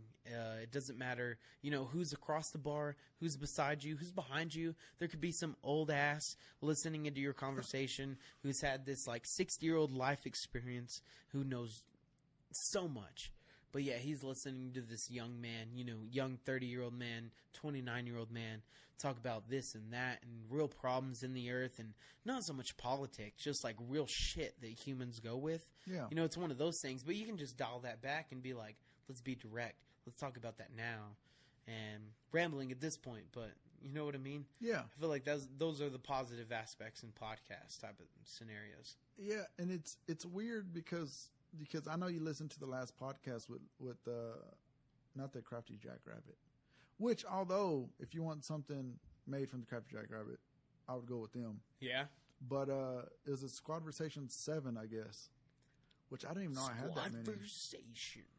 I didn't know I had that It's many. a good name. Right. Apparently we're the squad, and I was like, you know what? Squadversation. But So you've had more. Have you ever had multiple guests? Yeah. Yeah, I had Joe and Lily one, and then I had Joe and Moncio. I think it was the first one. Okay. Which I still had those snowball mics, which it was kind of hard. Yeah, man. I was on a podcast not too long ago. Great dudes. Props to them. Oh shit, guys, I'm so sorry. What? The name of it. That's So Funny. I believe That's So Funny podcast. Locally kind of run by some buddies. Oh, the and comedians some local, from Lubbock. yeah, some Okay. local comedians. Yeah. I was on that, and we got to hold our mics. This is a mic stand. You know, it's nice. I'm in a nice little chair. Got the mic stand in front of me. I feel comfortable. Right. But they had a lounge, like just straight up rock, like big ass, you know, chair that I propped up in. Dude, I was there. I was comfortable. You're like at AMC theater. Yeah, well, some people, I mean, they even said, they were like, hey, you know, is it uncomfortable? Some people don't like it. And I was like, dude, I feel at home. I gotta get a drink. I gotta have a smoke. Like, I just want to hang out here. You brought a cigar. Yeah, exactly, dude. Lighting it up. I was like, y'all have a ventilation system in here? I'm about to pull something out. But no, it was fun, man. Great group of guys. Follow that. Follow this, dude. Podcasts are the way. I can go ahead and tell you that podcast isn't as funny as I am in my head. In my head, because I know shots fired. Yeah, I'm funny I'm 100% funny in my head until my aunt was like, because my aunt listens, and she's like, yeah, you probably should cut your podcast down. As the Squadversations, what she was talking about. You should probably cut the Squadversations down to about like 30 minutes because y'all kind of drag it on. I was like, yeah, you're right. But like the last couple was me and Joe, like, before the me and Lily one. I was like, yeah, I mean, we kind of did. Yeah. And she's like, yeah, and y'all should make it funnier. And I was like, oh. Y'all should make it funnier. And she hit me in the heart. She hit me in the heart. She hit me in the heart. Real talk. You best watch it. Oh, that's my aunt. I mean, hey, Christian. Auntie. It wasn't Bobby Joe. Yeah. So. It wasn't Bobby Joe? It wasn't Bobby All Joe. right, Bobby Joe, you good. You safe. You safe. But now, it's like, that other like, hand yeah, I'm worried about. Y'all should make it funnier. And she told Joe the same thing. Joe's like, her name is Felice, and Joe told me that he told us like, Aunt Felice, I'm always funny. But I was like, me, I'm always funny. I think Joe's got like the what's it called? Swagger, self-conscious, the self-esteem. Okay. He got the self-esteem. He's got more self-esteem. Like his is more rock Bro, you're solid. good. Hey, like you're me, doing great. Like me, I know I'm funny. Okay. And I know I'm talented. There it is. But like once people like I can't read comments. I'm probably like, if I ever make it big, I don't need to read the comments because I already know, like, they're like, oh, you're not that funny. You need to like cut your podcast from 30 minutes to 0. There's a different kind of funny, man, because I believe that natural people, like, dude, like how we laughed. The experience we had, like in those earlier years, just partying and hanging out, that was genuine laughter. It really wasn't was. bullshit. Yeah, and that's what makes a funny person. Yeah. And I believe that some people can actually try to be a comedian as like, oh, that's a thing I want to do. And they try to get in and they like read up on it or they watch videos and they almost try too hard to like punch jokes and have a line or whatever. Yeah. It's like, dude, be natural. That's why I love I mean, I can't help but just say this because it's only what I've experienced, but my Hispanic side, like I'm half white, half Mexican. But my Mexican side, man, they can make me cry, make me want to go to the restroom, make me want to just hold myself like, dude, I'm about to go. Like, this shit is hilarious, because it's natural. That is humor. But then again, if some of those people, because you got to admit, some of that humor is not the brightest humor. It's not. If we could educate ourselves, it's like if we could do it, we could be stand-up comedians. There would be more stand-up Hispanic comedians. It is the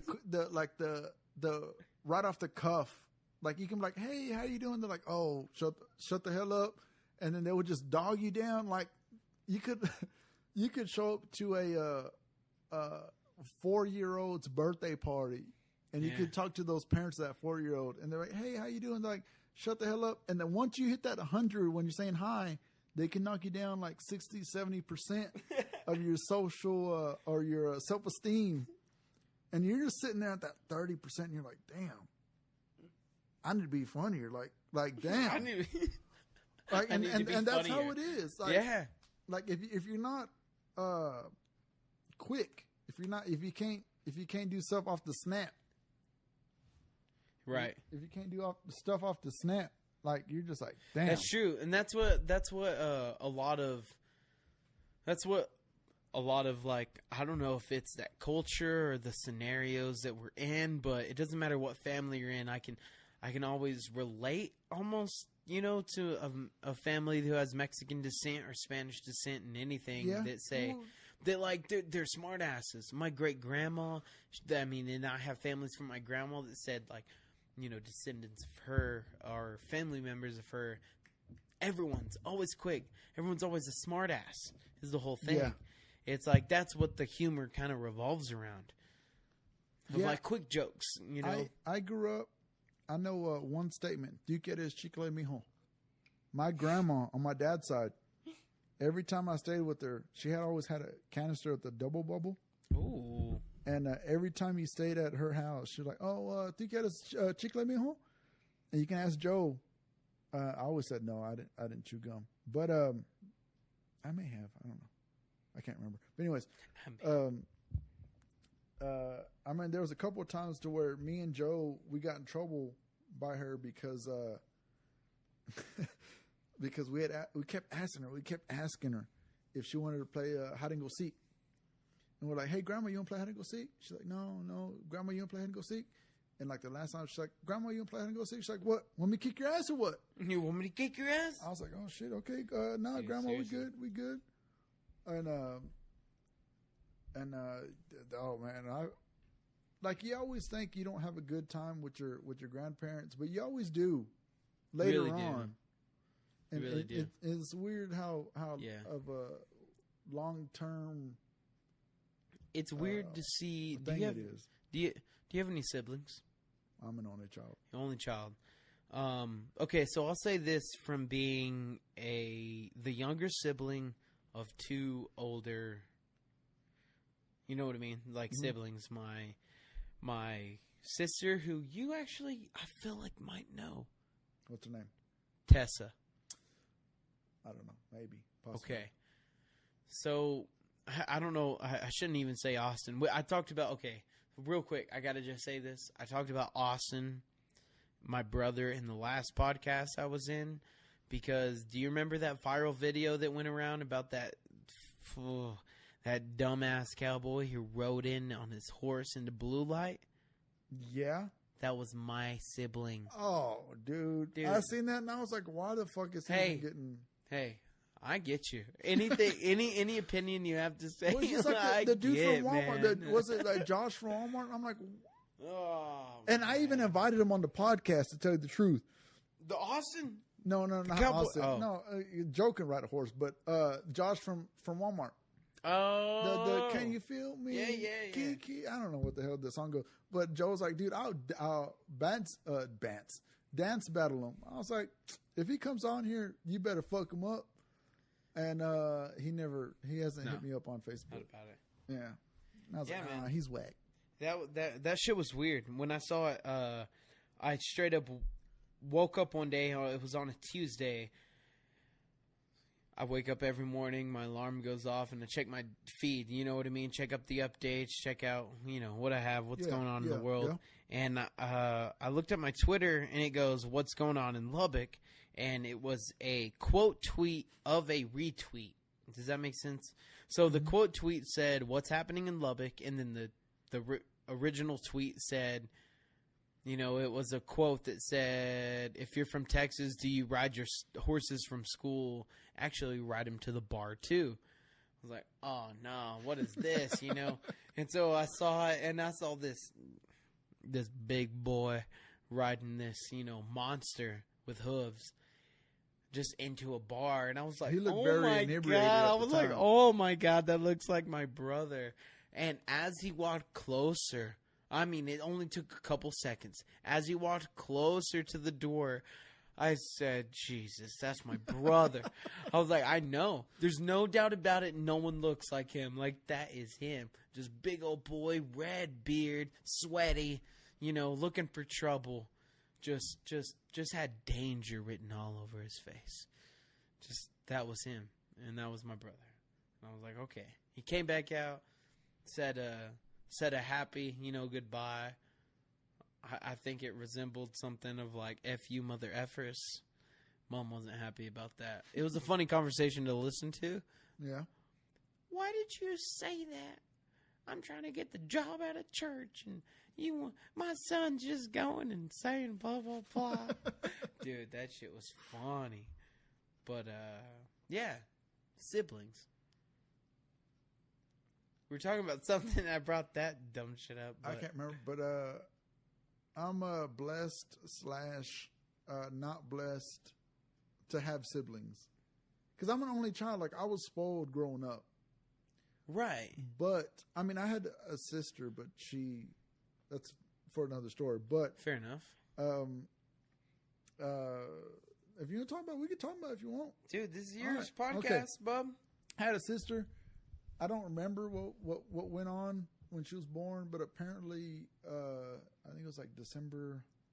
Oh, like you actually had a sister. Mid-December. Like it was a sister. No, okay, like for there real, you go. For real. It was like early to mid-December, I think. She was born. I think she passed away maybe like a couple of days later, I think. And so like I'm kind of an only child, but not really. No, I know what you mean. Like you've definitely been raised as an only child, but technically, like you've definitely had a sister. Yeah, like, yeah. Like you can say you've had a sibling. It was under horrible circumstances that it didn't, you know what I mean, last. But yes, sir. You've had a sibling, but yes, you sir. are an only child. I've always told people that ask me if I'm an only child or not. Like I always told them that, you know, I'm an only child just because most of the time I don't like explaining it. I guess. No, that makes sense though.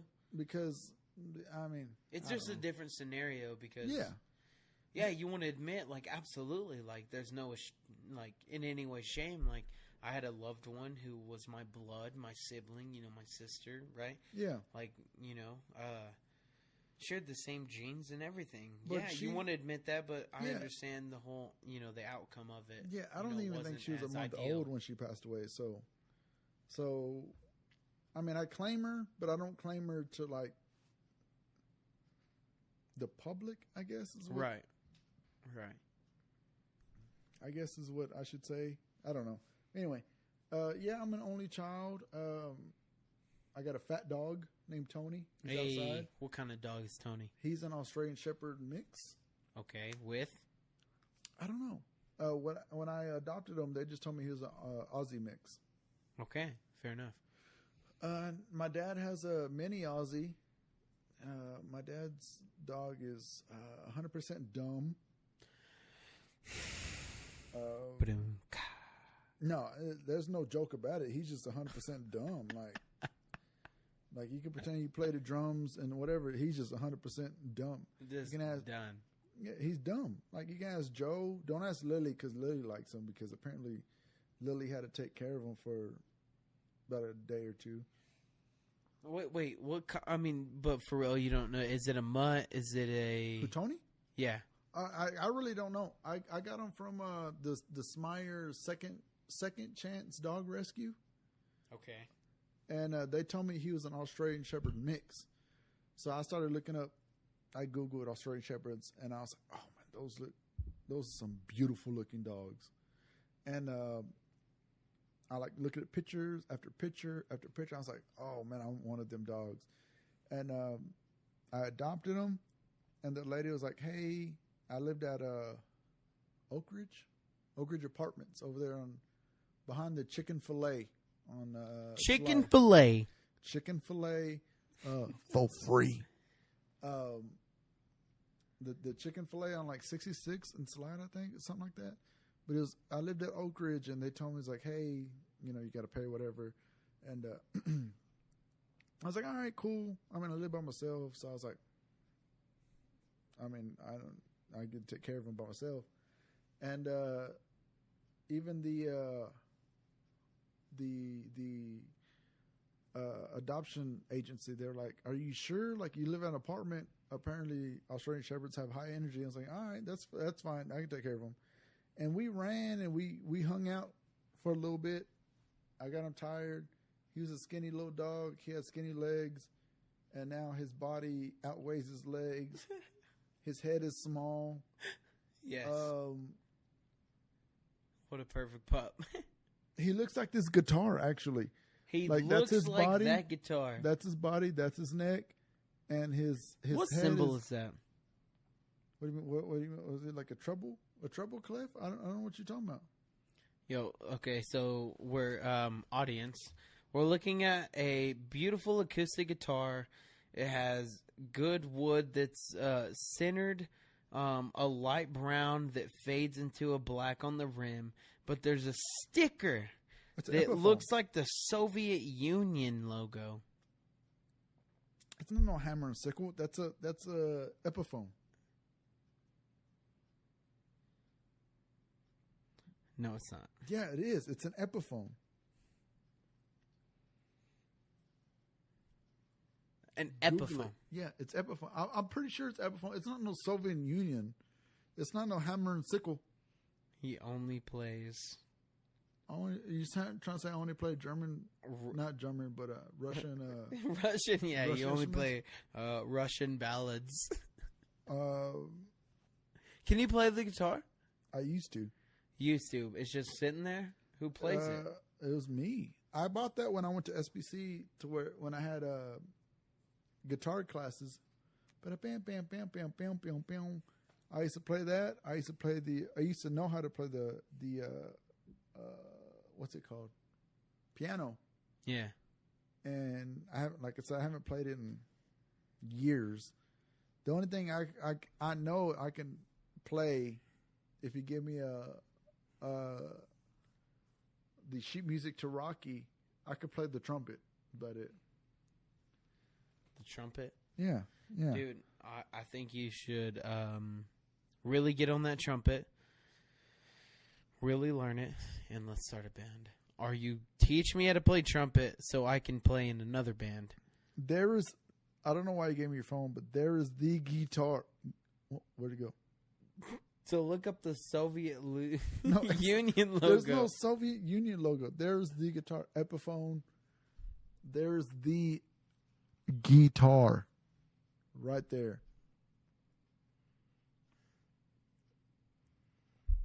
But yeah. Right. Yeah, that's definitely the Soviet Union.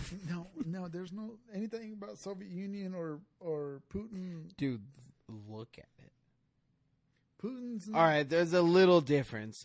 The only thing that's missing is there's a hammer and it goes in to a point and then like a little, I don't know, would you call that, a knob or it's a hammer and a sickle. Right. That has nothing to do with this guitar. So there's a hammer and a sickle on his acoustic guitar. But anyways, you know, this is, I got this guitar from, was it like the second or third Rocky? To where he shit. Where he messed up the Russian. Hey, what do you think about Drago? What about him? What do you mean? When he messed him up? When Rocky messed him up? Is that what you're saying? The Russian? Yeah. Right. Is that what you're asking me right now? Slightly. What do you think about the new kind of thing that's going out, Creed?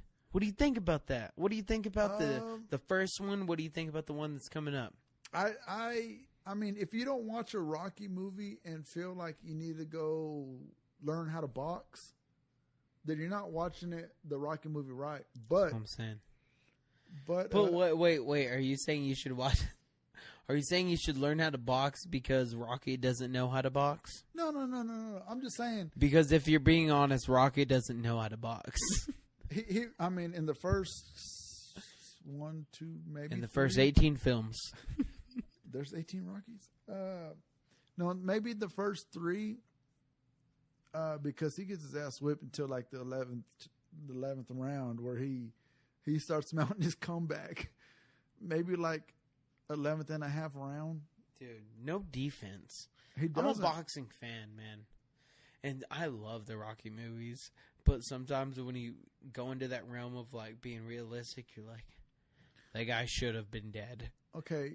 How is he even training Creed? How is he not like cerebral palsied out?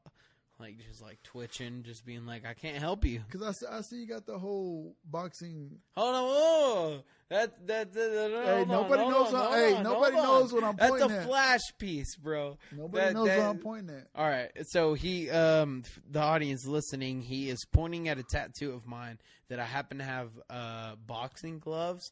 But hey, I have another boxing tattoo. I'm showing my leg right now. That's an Irish boxing thing, isn't it? Not really. It literally says America. I have a tattoo that has a boxer with American flag shorts on that has a banner that says America, not America. Starts with an M, America. Okay. But I'm talking about the sport. Do you know how to box yourself? Do I know how to box? Yes, sir. Only being taught by like certain family members growing up. My family's been around boxing, so I've watched it so many times. And then my family has, kind of been around it. So, of course, I slightly know how to defend myself. Now, competition, fucking boxing, like going in there, 8 rounds, 10 rounds, 12 rounds, going at it. No. I would never do that. That shit sounds crazy. Like, I'm not that. I love it. I love watching it. And, yeah, I love actually doing it to stay in shape, doing drills and, like, learning how to be, like, exact with your movements and learning, self-discipline and, I don't know, like self-defense type of scenarios. Like, I understand there's mixed martial arts who are crazy, but, like, boxing itself is just fun to me. Like, I love boxing. I love the chess match. It's really fun. But if you're talking specifically about this, that it was just for fun. It was like, none of this matters. You know who else does boxing? You remember that rapper I told you about, Royce the 5'9"? Yes. He's a boxer. He's a boxer. Yes, sir. I don't know. I don't know if that's like him. Like if you like people because of that, but apparently he's a boxer. That's really all I gotta say. The Book of Ryan's is just a badass album, dude. Yeah. Like if you don't like him, I'm telling you, send it to me. I'll check it out for sure. But yeah, if you don't like the album, I'll give you a dog treat. I mean, I got 2 dog treats on standby. Please. But so you don't know how to play trumpet, huh? That's whack. Oh, no, I don't know how to play trumpet. I wish. Why do you wish you knew how to play trumpet? Because I can add trumpet. If I knew how to play trumpet, I could literally. How about this? If I knew how to even mediocrely, is that even a word? If I knew how to play the trumpet in a mediocre fashion, like just get the job done, I could play in like 6 different genres, like as a unit, as a band. Like I could be in a punk band and play trumpet. I could be in an alternative rock band, just like, you know what I mean, just chilling. Boom, trumpet. I could even play in a country band, like Texas country, straight up, like just soulful, like boom, to the point, acoustic guitar, kind of a rock, like distorted guitar player, and a simple ass downbeat drummer. I will play trumpet to it. You can add a trumpet or a trombone to anything and make it sound superb. A saxophone is more sexy. You're narrowing down the brass instruments, or like the genres, when you like start getting more heavy into the brass instruments, like saxophone. I couldn't play that to like a rock.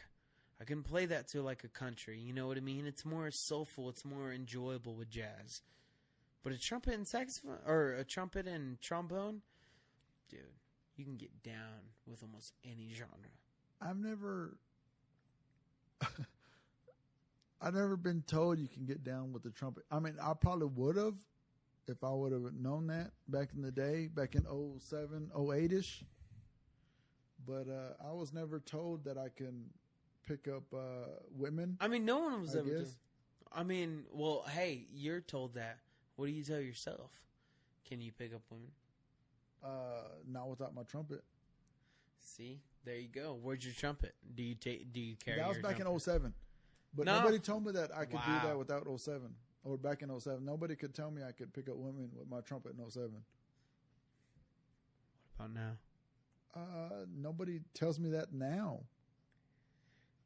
I think you could pick up some women with a trumpet. Man, give me my trumpet. They'll call me. You be slaying, bruh. You be slaying. Davis or Dizzy Gillespie. Laying it down.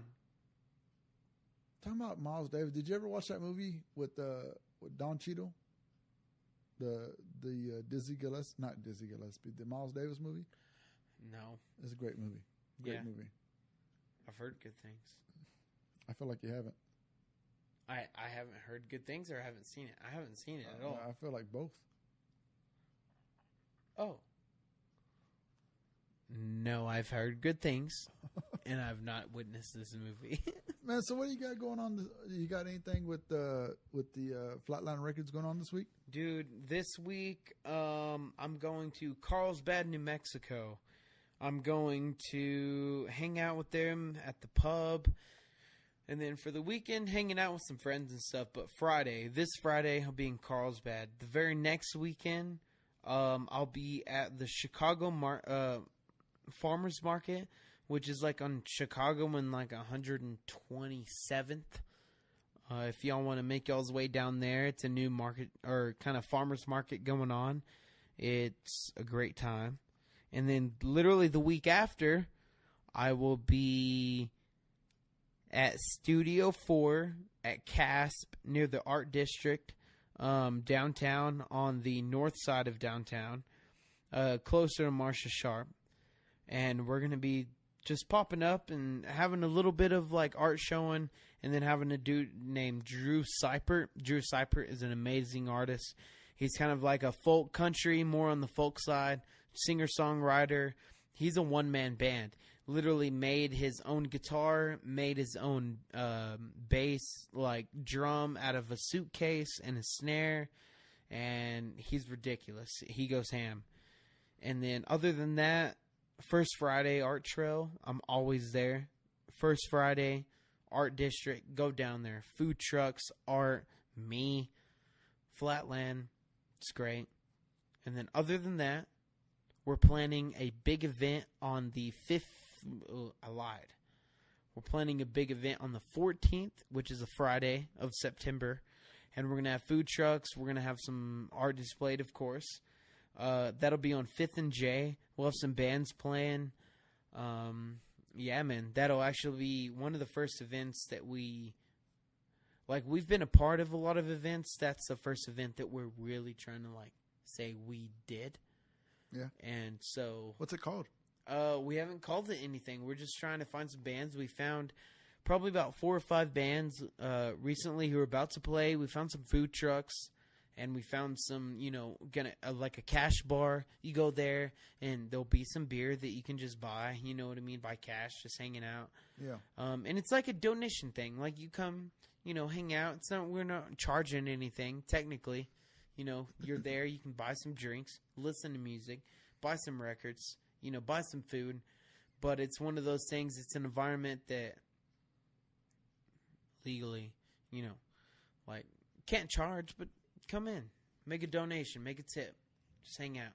Yeah, I mean, you don't want to go to anything for free. I mean, you can. You can, and I understand that. Let's be honest, I'm a human.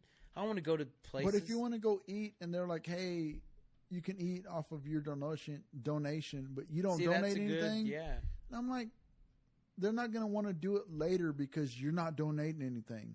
Mm-hmm. It's just, I don't know. It infuriates me to what people donate to and what they don't donate to. Because stuff like this, that sounds super cool. Or if you need a host, hit me up. Done. It's on the mic now. Hey, it's there now. Hey, putting it out there. I'm gonna go ahead and schedule. I expect you there, Domingo. Hey, go ahead and tell me, and I'll schedule it. The 14th of September. I'll be there. He's putting it on his fancy iWatch right now as we speak. No, my dogs are in my background, so they said nah. But now I'll be there. It's weird when you go to something and they're like, we take donations, and you go there and you take something, but you don't donate. So you can't expect something to keep going on when you don't donate. Donate, and dude, it's the littlest thing. It's like a lot of people try to, especially, and I have to admit this only because I am a person, admittingly, I'm a person of a younger age that likes to save money. You know what I mean? Yeah. It was those things where now I'm in a position where I need to, I'm starting to save. I'm starting to have an income that I save and enjoy. All right, I gotta take care of myself and others that I love, but I'm right at that cusp of dude, not too long ago, I was just spend it. Just let's go. Yeah. You know what I mean? And you don't have to book the week. It's a weekend. I'm going to enjoy. I'm going to live 2 days out of the week instead of 7. Yeah. And you don't have to spend 100%. That's what I'm saying. It's dude, week. just it's those donations, those little things that create it because we remember that. As a person who, in a weird way, I can't just openly say oh, I have my business. Yeah. I'm a hot shot. It's nothing like that. It's the littlest thing. I'm trying to create something that I like that other people can enjoy as well. You know what I mean? Yeah. So I'm not asking for anything crazy, but now I'm starting to realize those donation type of shows, those events that you go to that aren't asking for anything. You think it's free, but you're like, wow. Now I'm in that position of like, I'm just trying to promote it. I'm just trying to grow. I'm just trying to create an environment where it's like, dude, don't donate anything. Just come hang out. You know? Yeah. Come enjoy. But let's be honest and say that the donations aren't like horrible, you know? Yeah. Like that's how, you know, you make your way. Like I'm not going to make a dime. I want to be able, that's the whole point of it. Like I want to throw events where I can make the money, but then give that to the artist. Give that to the people who made the prints. Yeah. People that made the Who actual brought people music. to Who the created event. the entertainment. Yeah. Fuck that. Like I'm just sitting there with the trailer I gutted out, built it up, and like I'm there. Like I'm there to literally be a retail shop, you know? I might have put some work into it. Let's be honest, like I'm not being an asshole about it. Like I created the environment. I created the whole scenery. You buy the records or you buy the merch and you hang, but the musicians is who I'm focused on. Like they're the real pushers. They're the people who are trying to grind. But if it wasn't for you, there would be no avenue that had that event there. You know what I'm getting at? Technically, yeah. No, Yeah. I get you, man. I get you. I agree 100%. And I mean, I'm there with you. Like, of course, I want to, make a dime. Like any event that I do. Yeah. I want to do this. I want to do that. I have dreams and goals, but I'm just still looking at it. And I think I always will. I think I'll always be humble. How I grew up of always having the, on a personal aspect, not having the confidence of like, I'll have anything or everything, or I'll be able to visit these places or have money to do whatever, Yeah. It's one of those things where I've always had that mentality. So, like, I'll keep that. But then, like, I can maintain growth. And, I can be more relatable. And I can hang out. And I can gain money that way where it's like, I'm not trying to, like, gyp anybody. I'm not trying to, like, make a fortune or anything. I'm just trying to make a hangout. I'm literally trying to make an environment where people can come literally hang out with me. I'm trying to make it to where I'm the same way. I want to get personally to where this podcast is like known throughout Lubbock, but like we're also known throughout like other local areas. And I'm not talking about Sundown. It happens or anything. on every guest. It happens on every guest. So like once I start doing this, once you release this, and I tell my friends in New Mexico, in Oklahoma, California, Georgia, we've had people in Georgia download. There's like probably like 6. Dude, that's 6. Exactly. How many friends do 6 people have? I don't even individually. I don't even have any in Georgia. So that's what I'm saying. Like I have family in Georgia, and then like picture that many. Like like it's just it's the word of mouth. It's that spread. Vocally. Like, dude, this can spread so much because it's so open. I'm loving what we're doing. I'm loving like the vibe you've had. Of course, we've talked about like the past, podcast and shit. Dude, you're doing it good. Like, this is a lot more open than past experiences. Really? It's a lot more free. We're hanging out. That's we're taking breaks, Yeah. Like, we're chilling. Yeah. That's how I wanted it, too, because I was like, if I put you on, like, a time limit or anything like that, and then I'm just like, I'm prohibiting you from being like you, I guess. Is what fair. I'll tell you this. We are 2 minutes and 30 minutes in, and that's 2.5 hours. Right, and I am more. That's what I'm saying. I am more myself than I've been in past experiences of podcast or interviews. Dude, I've had, man, I didn't know that that's what that would bring, you know, because we talked about I have a partner, and we're talking about, you know, going back to the Flatland thing, you know, I had goals, I had aspirations and shit for it, but I didn't know I'd have to do the interviews. I didn't know what I'd have to do, you know. Yeah. Those weird shit of like KLBK and KMAC and like weird stations or radio stations or different, you know, Lubbock Local, you know, of like a kind of like a blog type of website. You get to meet Nikki D? No. Well, we don't need to talk about that, but yeah. What? But no, I'm kidding. No, but you know what I mean? Like those different scenarios of like people asking me what it's about and shit like that. And it's weird to come from a very humanist, like a very just, I'm a normal ass dude, you know? I'm not an asshole that's like, oh, I'm a salesman. This is what it's about. This is what Flatland is, you know, music. Yeah. Hey, yeah. I'm just a normal ass dude who has insecurities, who has, you know, problems, but also has happiness and like trying to enjoy life and shit. That's the type of person I'm in. And interviews really don't do that. Interviews really don't, like, I can sit with the person who's interviewing me and they'll lead the question on, oh, so would you say that the Flatland is this? And it's like, well, yeah, but I'm a person who likes to elaborate. Like, I'm a person who's like, come hang out, see what it's about, see the vibe. But if you don't want to see the vibe, I'll tell you what the dream is. I'll tell you what the goal is. I'll tell you what the vibe's about.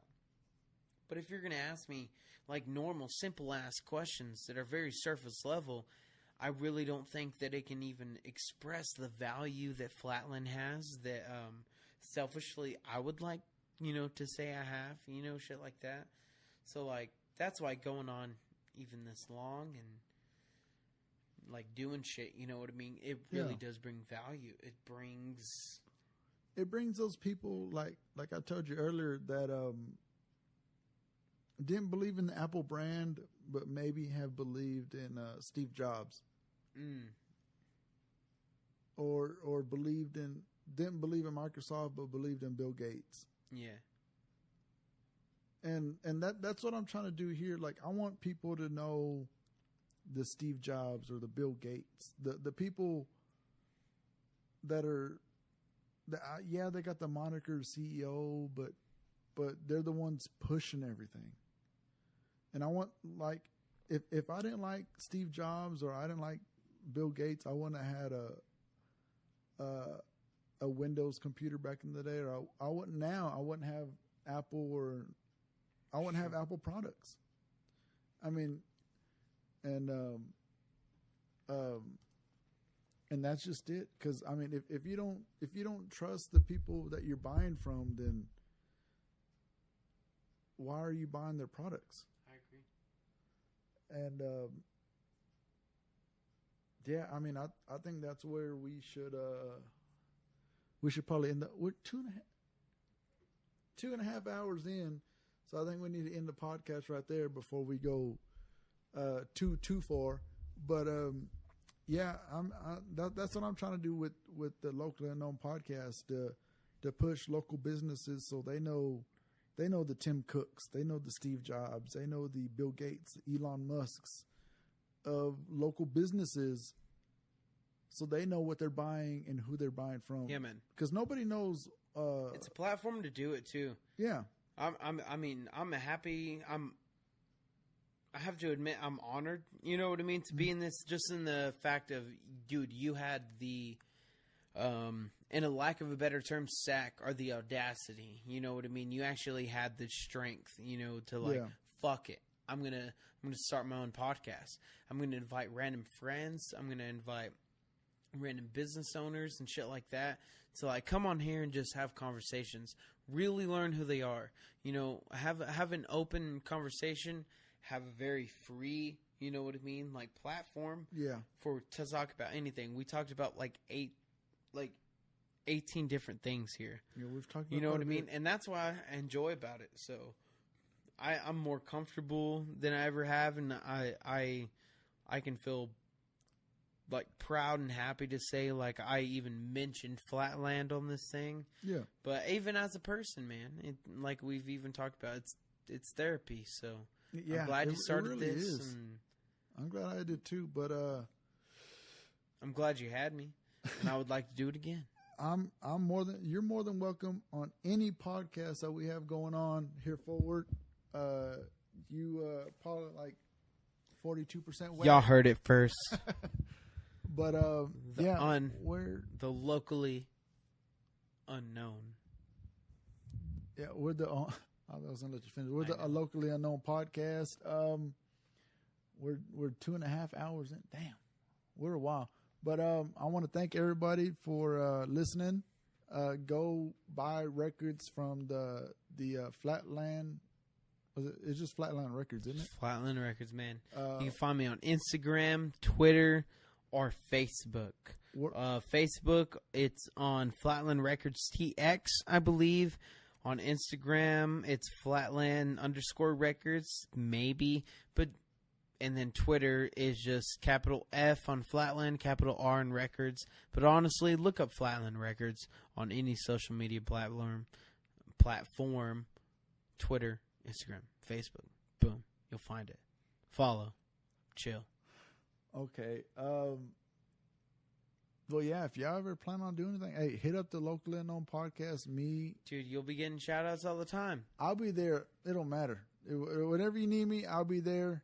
I don't know if Joe or Lily will be there. Joe Whack. Joe Wag. Joe is 100% whack. Lily, well, I'll see what Lily can do. But hit me up if you ever need anything other than, talking on the podcast. But I want to thank everybody for listening. Thank y'all. We're thank you. 2 hours and 35 minutes. Hey, no, thank this you. This is the real ass deal. Since you posted about me earlier today, I've gotten like 6 more followers on my Facebook page. And I was like, I need to put this motherfucker up on my podcast all the time. Dude, I'm going to share this. And, dude, I'm down. Not a regular thing, but, dude, you need a guest? Let's go. We'll talk about random shit. Hey, we've done just talking about I don't even need to promote anything. Let's just. I was about to say, we're not even talking about your company for like we're 2.5 hours? We probably talked about your company maybe 15 minutes. Maybe. And the other. Was it hour 45 minutes maybe?